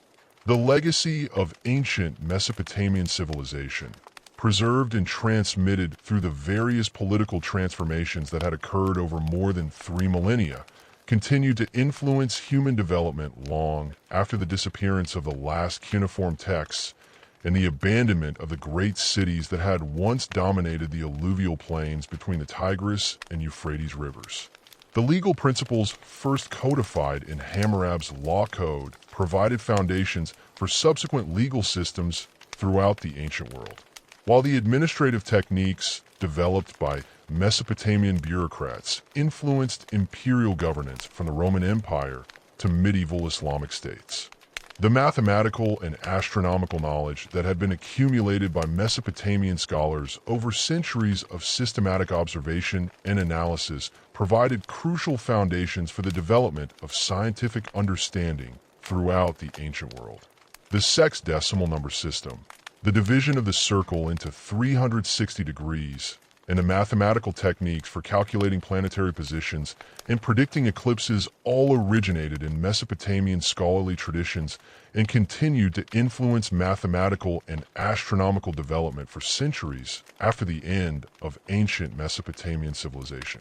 The literary achievements of ancient Mesopotamia, including the Epic of Gilgamesh and the various creation myths that have been preserved in cuneiform libraries, provided thematic and structural models that influenced literary development throughout the ancient world. The preservation of these works in Greek and Aramaic translations ensured their transmission to subsequent civilizations, while their themes of heroism, mortality, and a relationship between humans and gods continued to resonate with audiences across cultural boundaries. The urban planning principles and architectural techniques that have been developed in Mesopotamian cities provided models for urban development throughout the ancient world. The concept of the city as a unified political and economic entity, the development of sophisticated infrastructure systems, including water supply and waste management, and the integration of residential, commercial, and religious districts, all originated in Mesopotamian urban planning and influenced city development from the Roman Empire to medieval Islamic civilization. The agricultural innovations that had enabled Mesopotamian civilization to flourish in the challenging environment of the alluvial plains provided technical knowledge that continued to influence farming practices throughout the ancient world.